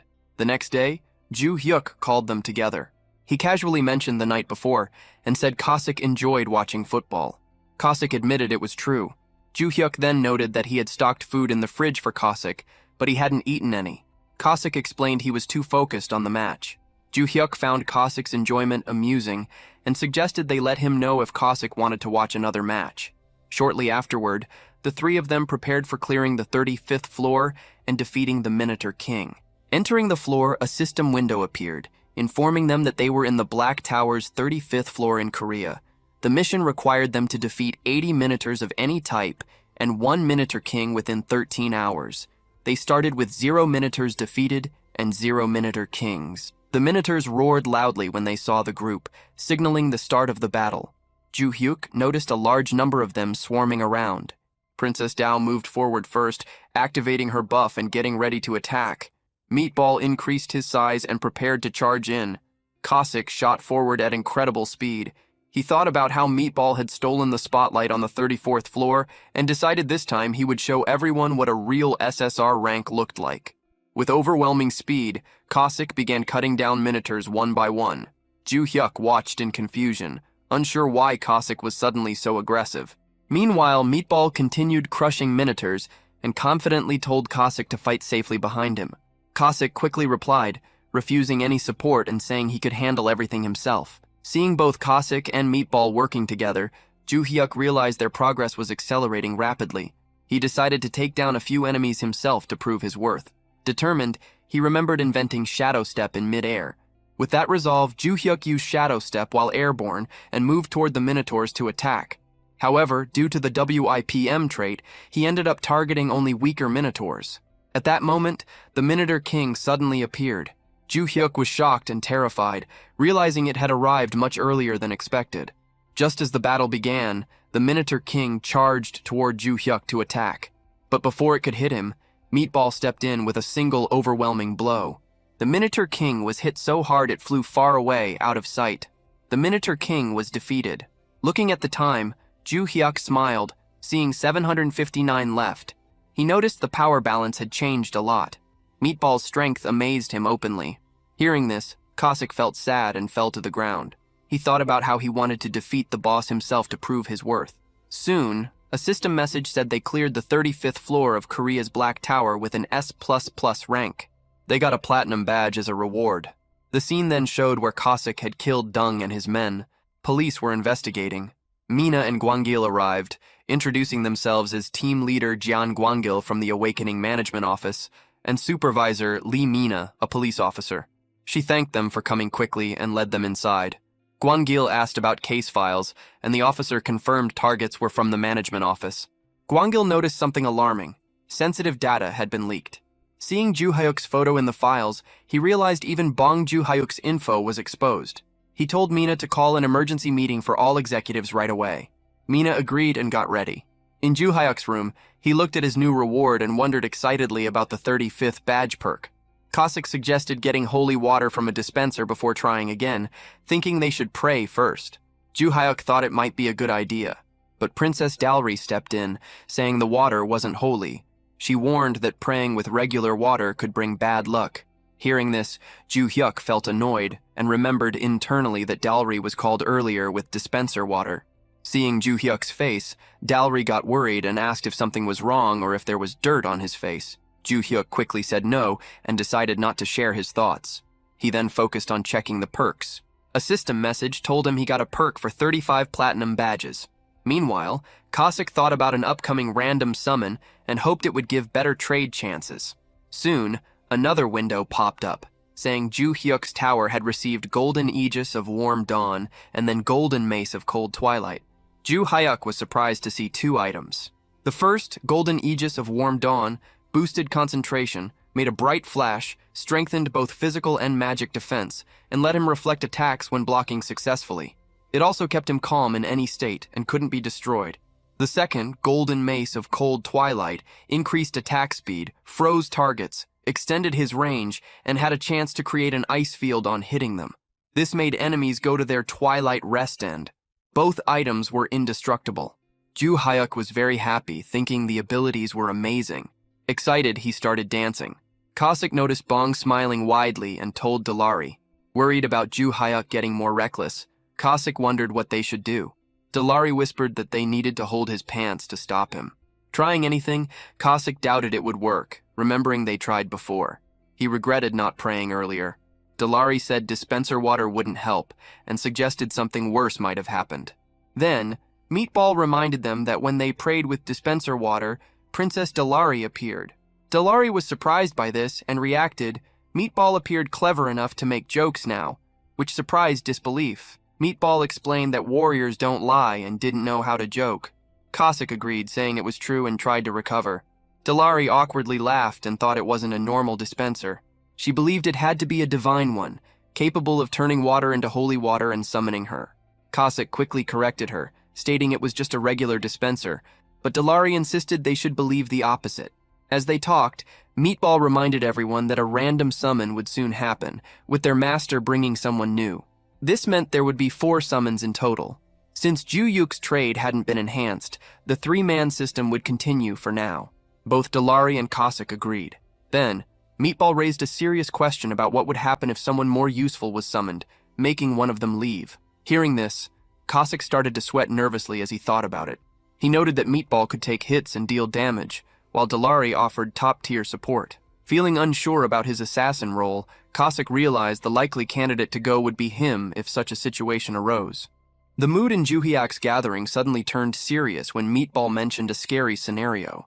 He wondered what would happen if another summon proved even more useful than theirs in the future. In that case, one of them might have to leave. Dalray coldly said anyone who felt unnecessary should go voluntarily. She believed a truly valuable servant would naturally take their place. Meatball quickly agreed with Dalray's tough stance, seeing it as the right way for their group. Cossack overheard and grew frustrated. He lowered his head, sadly realizing that both Dalray and Meatball acted as if they were secure from replacement. Though annoyed, he couldn't deny reality. Desperately seeking a solution, Cossack suddenly had an idea, nervously chuckling. Perhaps reaching the 40th floor could bring a trait enhancement, allowing them to clear floors quickly before another summon appeared randomly. Excited by this thought, he suggested they hurry up. Dalray immediately rejected his suggestion angrily. She reminded him that climbing dangerous upper floors was the young master's decision. Then she questioned if Cossack would feel comfortable if Ju Hyuk risked himself for a servant like him. Her words instantly dampened Cossack's spirits. Looking dejected, he awkwardly admitted he hadn't meant it that way. After some hesitation, he sadly accepted reality and quietly decided to step down gracefully when the time came. Still, he admitted his time with the group had been enjoyable. Before the mood worsened, Ju Hyuk suddenly arrived and interrupted their discussion. He demanded to know who told Cossack to leave. Meatball panicked and tried to defend himself, insisting he hadn't spoken up and had only discussed a hypothetical situation. Ju Hyuk then turned toward Meatball, challenging his logic. He asked if Meatball would step down if an ideal shield knight appeared someday. Looking at Dalray, he questioned whether she would be discarded if a saintess or priest emerged. Ju Hyuk firmly declared that if he was climbing the tower, he didn't plan on leaving anyone behind. Ju Hyuk assured them that this team would remain intact until their climb ended. After speaking those words, Ju Hyuk privately pondered if his statement sounded impressive. The emotional declaration left Cossack deeply moved. Tears streamed down his face as he repeatedly thanked Ju Hyuk. Realizing how anxious Cossack was, Ju Hyuk apologized and decided to act quickly. He declared that they would keep clearing floors non-stop until a trait enhancement allowing 4 simultaneous summons appeared. Cossack felt touched but worried about Ju Hyuk overworking himself for him. He insisted it was okay and admitted he wouldn't forgive himself if Ju Hyuk pushed too hard because of him. Ju Hyuk merely smiled before suggesting another approach. He announced that, in the meantime, he would step back completely and not engage with any monsters at all. He humorously asked if this still counted as overdoing things and questioned if anyone could object now. Dalray immediately got motivated and declared she would shake her ritual bells so hard they might crack. Meatball proudly pledged to personally protect the summoner and achieve the S++ clear rank. Finally, Ju Hyuk turned towards Cossack and asked if he was joining them. Cossack burst into tears again and passionately agreed that he was definitely in. The scene then shifted from the tower to an underground briefing room of the Awakening Management Department in Hanam-dong, Seoul. Inside the meeting room, Guanggal explained how serious the recent incident was.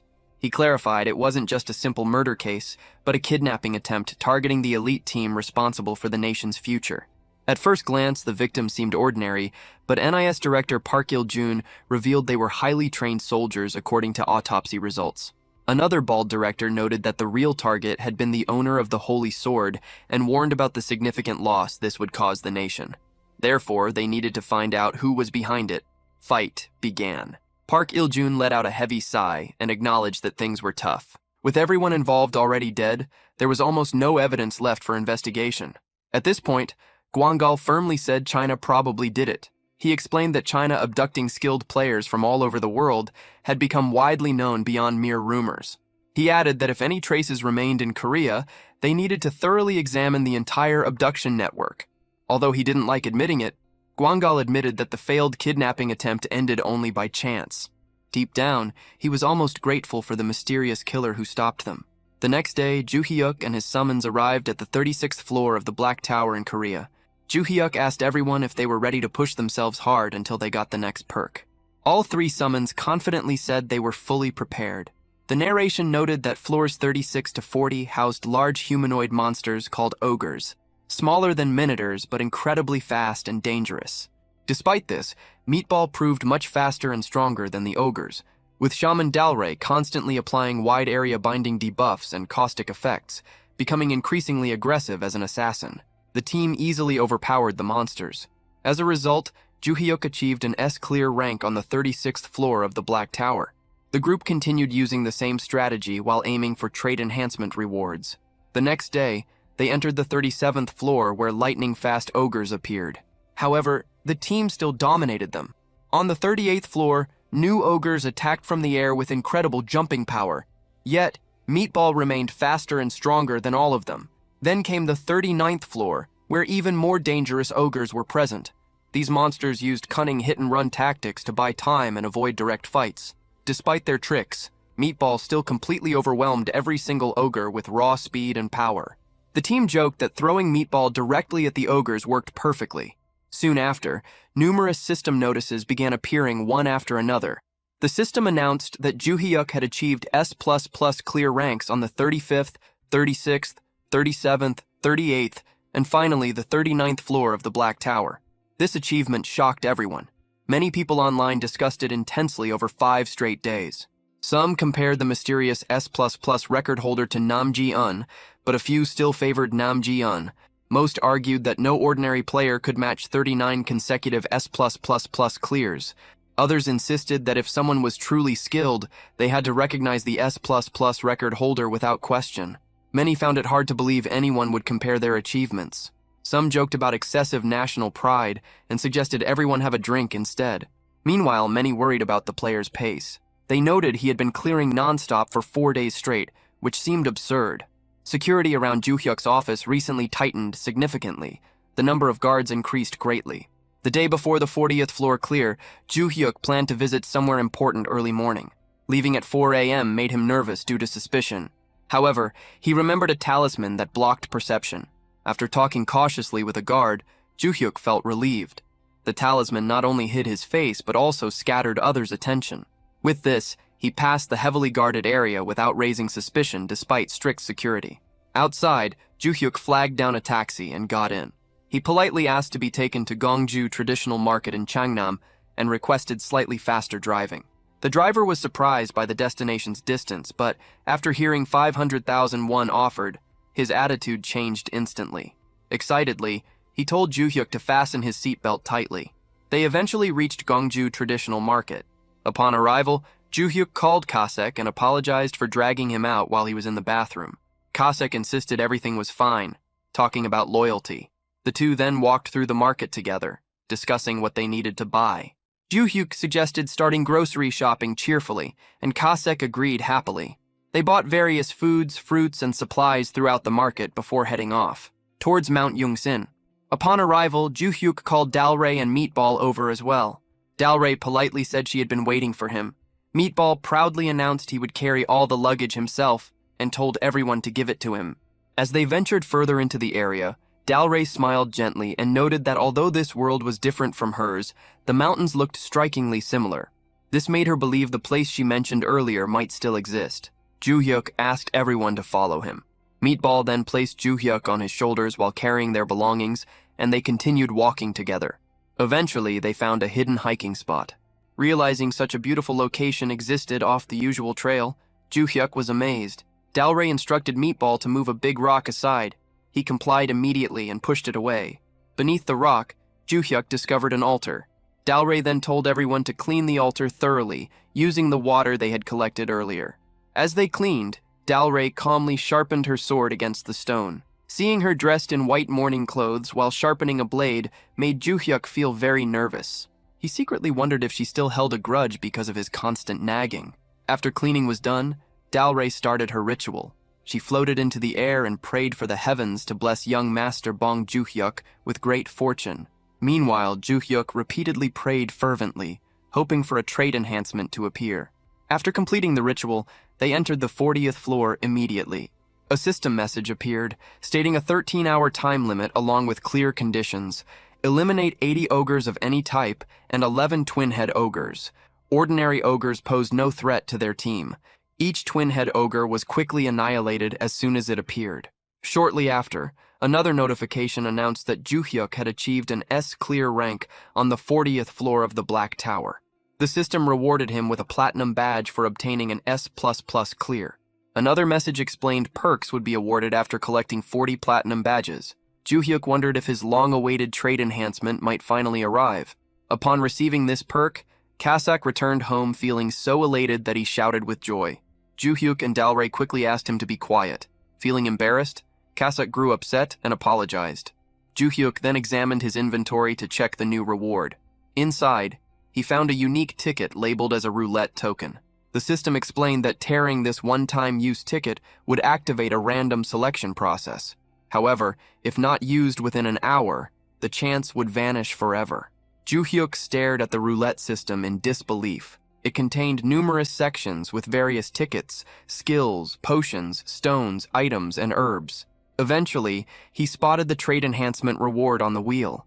Yet, this section was incredibly small, barely visible like a needle's eye. Seeing such slim odds, Kasak panicked and asked if they were doomed. Joo-hyuk admitted that spinning the roulette remained their only option. Confused, Kasak nervously inquired if it meant using an actual spinning wheel. Joo-hyuk confirmed this, and explained that while the trait enhancement section existed, its probability was extremely low. He then awkwardly suggested if anyone wanted to tear the ticket for him instead. The moment he said this, everyone suddenly became busy and avoided eye contact. Joo-hyuk immediately complained about their sudden inactivity. To calm himself, he told everyone to trust the ritual they had performed earlier and warned them not to blame him if nothing came of it.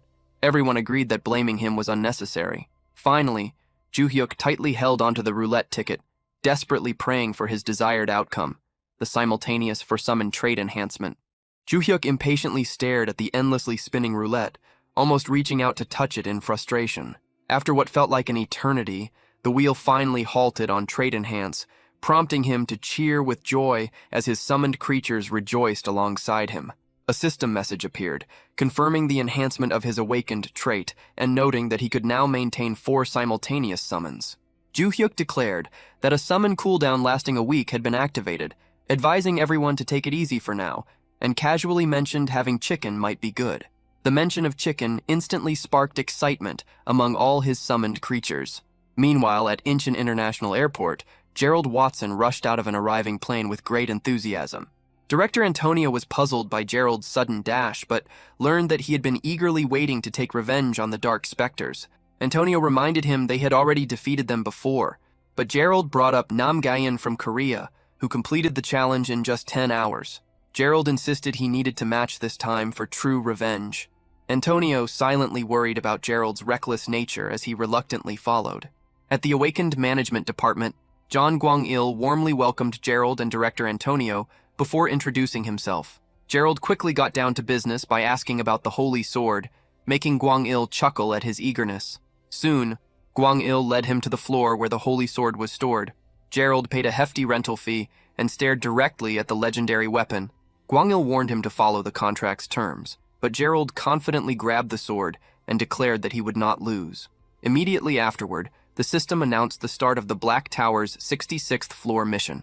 defeat 10 dark specters within 15 hours. Gerald entered the floor and began continuously slaughtering monsters, thinking the 20 million rental fee was well worth it.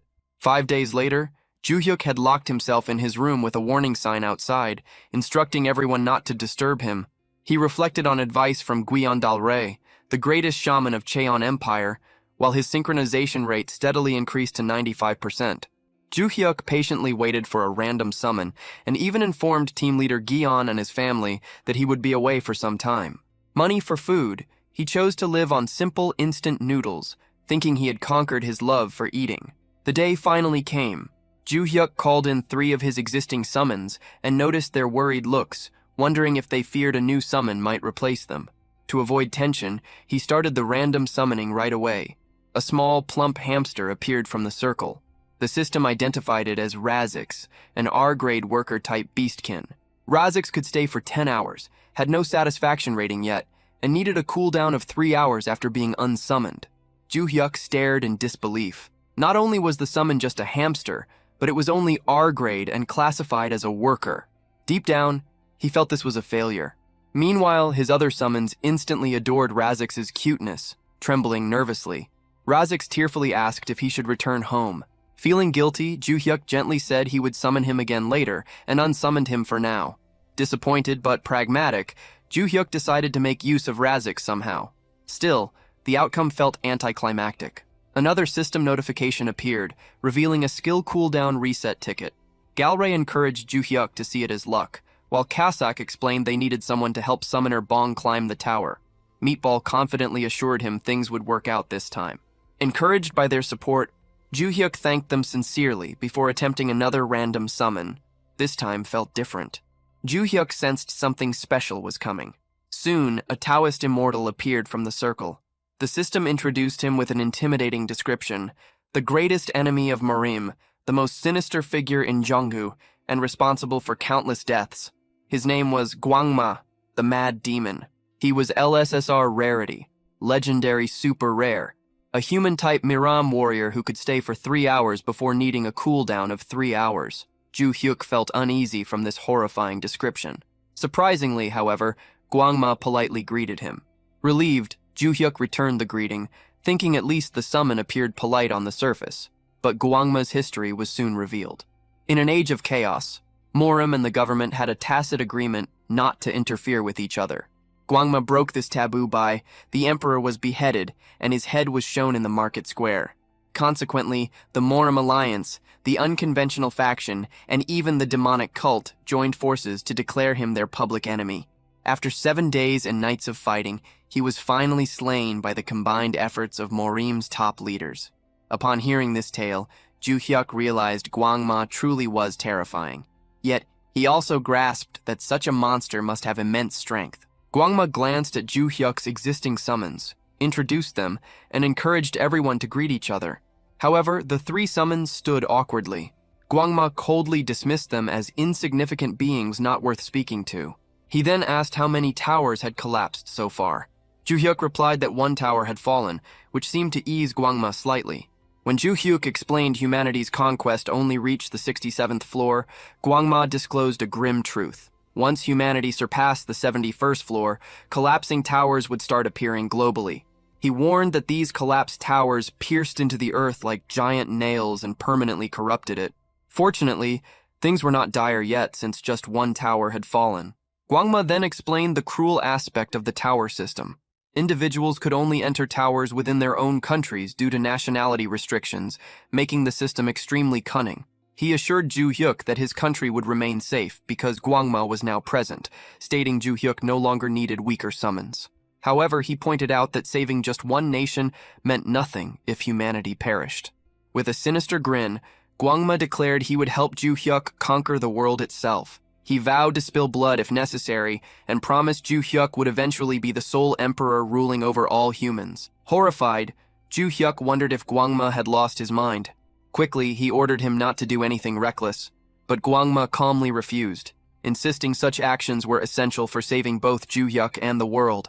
Following his 3rd belief principle, Gwangma announced he would return after eliminating all politicians in the country and placing Ju-hyuk at the top of power. The moment he tried to leave, Ju Hyuk's 3 summons immediately pointed their weapons at him, ordering him to stop. Gwangma responded with a terrifying glare, questioning how insignificant beings dared show such intent. As he approached, Ju Hyuk noticed the situation was getting dangerously out of hand. To prevent things from worsening, he quickly dismissed Gwangma. 3 hours later, the mood shifted dramatically. Ju Hyuk and the other summoned beings gathered around Rosix, joyfully holding up the small hamster and doting on him. Meanwhile, Rosix was still in shock over the sudden affection showered upon it. The setting then changed to Incheon International Airport, where Antonio had a discussion with Gerald after testing the Holy Sword. While admitting he found it enjoyable, Antonio also expressed some dissatisfaction because despite renting the sword twice, no discount was given on the rental fee. Gerald could only chuckle awkwardly at Antonio's attempts to negotiate. Nearby, Gwanjil silently grumbled to himself, annoyed that Antonio was still trying to haggle even after using such a valuable item. As their conversation continued, Antonio suddenly focused his attention on John Gwangil. After hearing some good news about him, Antonio mentioned that Gwangil seemed to be under consideration for a promotion. Hearing this, Gwangil realized once again how much information the United States already possessed. Antonio confidently stated that at their next meeting, Gwangil would likely already be serving as deputy commissioner. Gwangil responded with a polite laugh and acted humbled by the compliment. Soon after, the 2 men shook hands, before Antonio casually brought up another topic. He mentioned hearing that items like the Holy Sword could be obtained after achieving an S++ clear rank. Gwangil avoided giving away any useful information, simply explaining that the owner of the Holy Sword was not even an S++ rank holder. Internally, Gwangil became more cautious, realizing Antonio had been trying to gather information from him throughout their conversation. With their discussion drawing to a close, Antonio wished them a safe trip and expressed hope they would meet again soon before finally leaving the airport. After Antonio departed, Gwangil reflected on the current situation involving the United States. The U.S. team was currently raiding the 67th floor, where the undead Phantom Reaper appeared. Their raid progress had already reached 94%, and since they still had plenty of time remaining, Gwangil assumed they would continue attempting the raid several more times before eventually returning to rent the Holy Sword again. Thinking about their visit's outcome, Gwangil calculated the significant profit they had earned. The United States trip alone had brought in $20 million, equivalent to $26 billion when converted.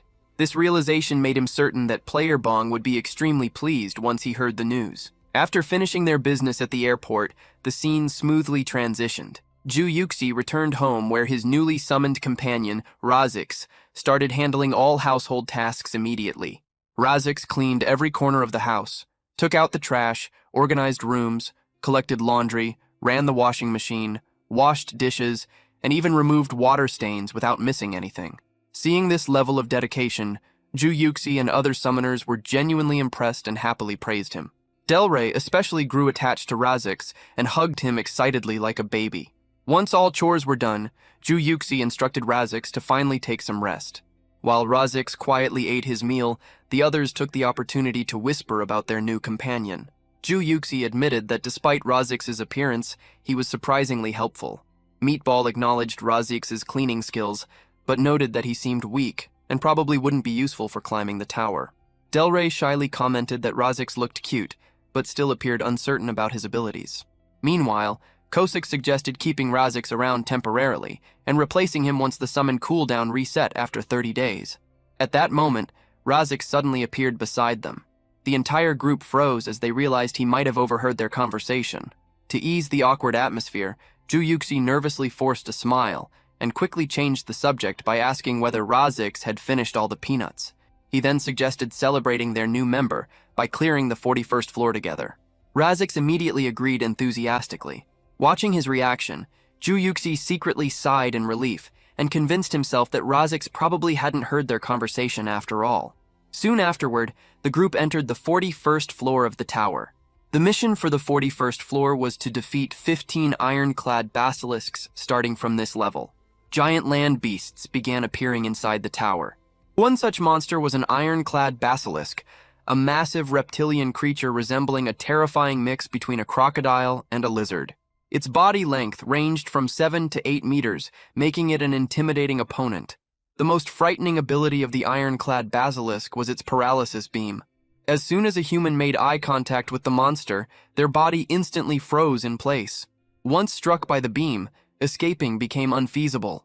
Luckily, items capable of countering paralysis existed by then. Yet Bong Joo-yuk didn't need to dodge Basilisk's gaze or prepare any countermeasures. His 3 SSR warriors would manage everything for him. During the 41st floor battle, Joo-yuk's 3 warriors easily dispatched ironclad basilisks one after another.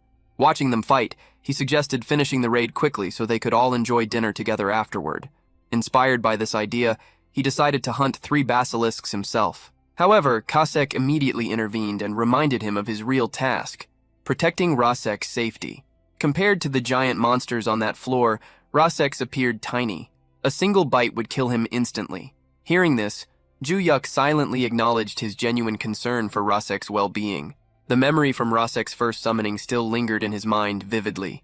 In his past life, Rasek was considered a top-tier worker among labyrinth adventurers, capable of cooking, laundry, building structures, gathering herbs, mining, tanning, and even repairing weapons. He was an all-rounder who could handle almost any task perfectly. Having such a beastkin alongside an adventurer practically halved the difficulty of exploring the labyrinth. Despite his usefulness, Rasek had ultimately been treated as nothing more than a worker. While carrying out dangerous gathering missions away from adventurers' attention, he had eventually fallen prey to Apophis, a giant snake boss in the underground labyrinth. He was merely a frail hamster servant, abandoned to a cruel fate. Nonetheless, Joo-yuk began wondering if it would be safer for summons to protect Rasek instead of him watching over him personally. Realizing his 3 summons were fully occupied with battling monsters, he prepared to take care of Rasek himself. But as soon as he turned around, Rasek had vanished. Startled, Joo-yuk quickly searched for him. To his surprise, Rasek was sprinting across the battlefield at incredible speed despite his small legs. Even Joo-yuk became stunned watching him run so swiftly. Shortly after, the 41st floor mission concluded successfully. Finishing their mission, they all went back home together. Upon arrival, Rasek suddenly began crying. Joo-yuk and the other 3 summoned beings immediately grew worried and asked what had happened. Through tears, Rasek explained that the mission ended too quickly, so he couldn't gather much.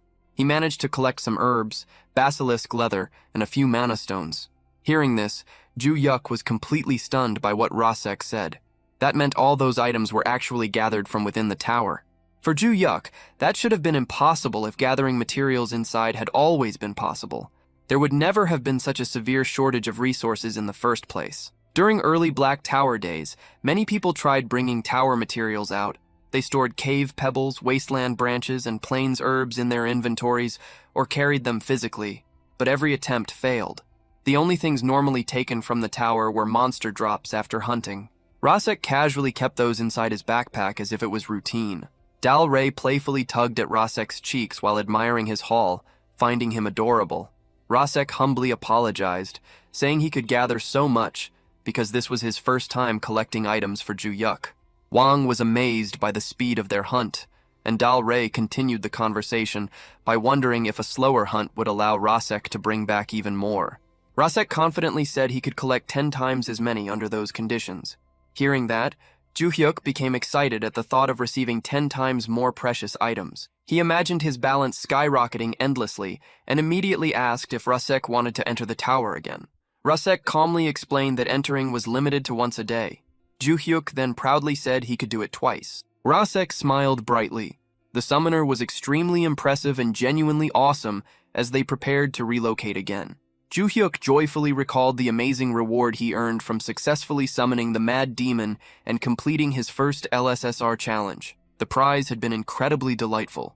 Shortly afterward, the 5-person group re-entered the 41st tower. While advancing, Joo-hyuk couldn't help but think about how close he came to losing someone so valuable just because Rasek's combat strength seemed weak. At that instant, a clear realization dawned on him. Rasek's gathering ability was powerful enough to surpass an LSSR. Joo-hyuk felt like he must have been crazy to ever undervalue him, his mind brimming with excitement and the desire for profit. Joo-hyuk eagerly pressed forward. The meatball palanquin moved once more, carrying what he jokingly thought of as actual money before quickly correcting himself, treating Rasek instead as an honored escort lord.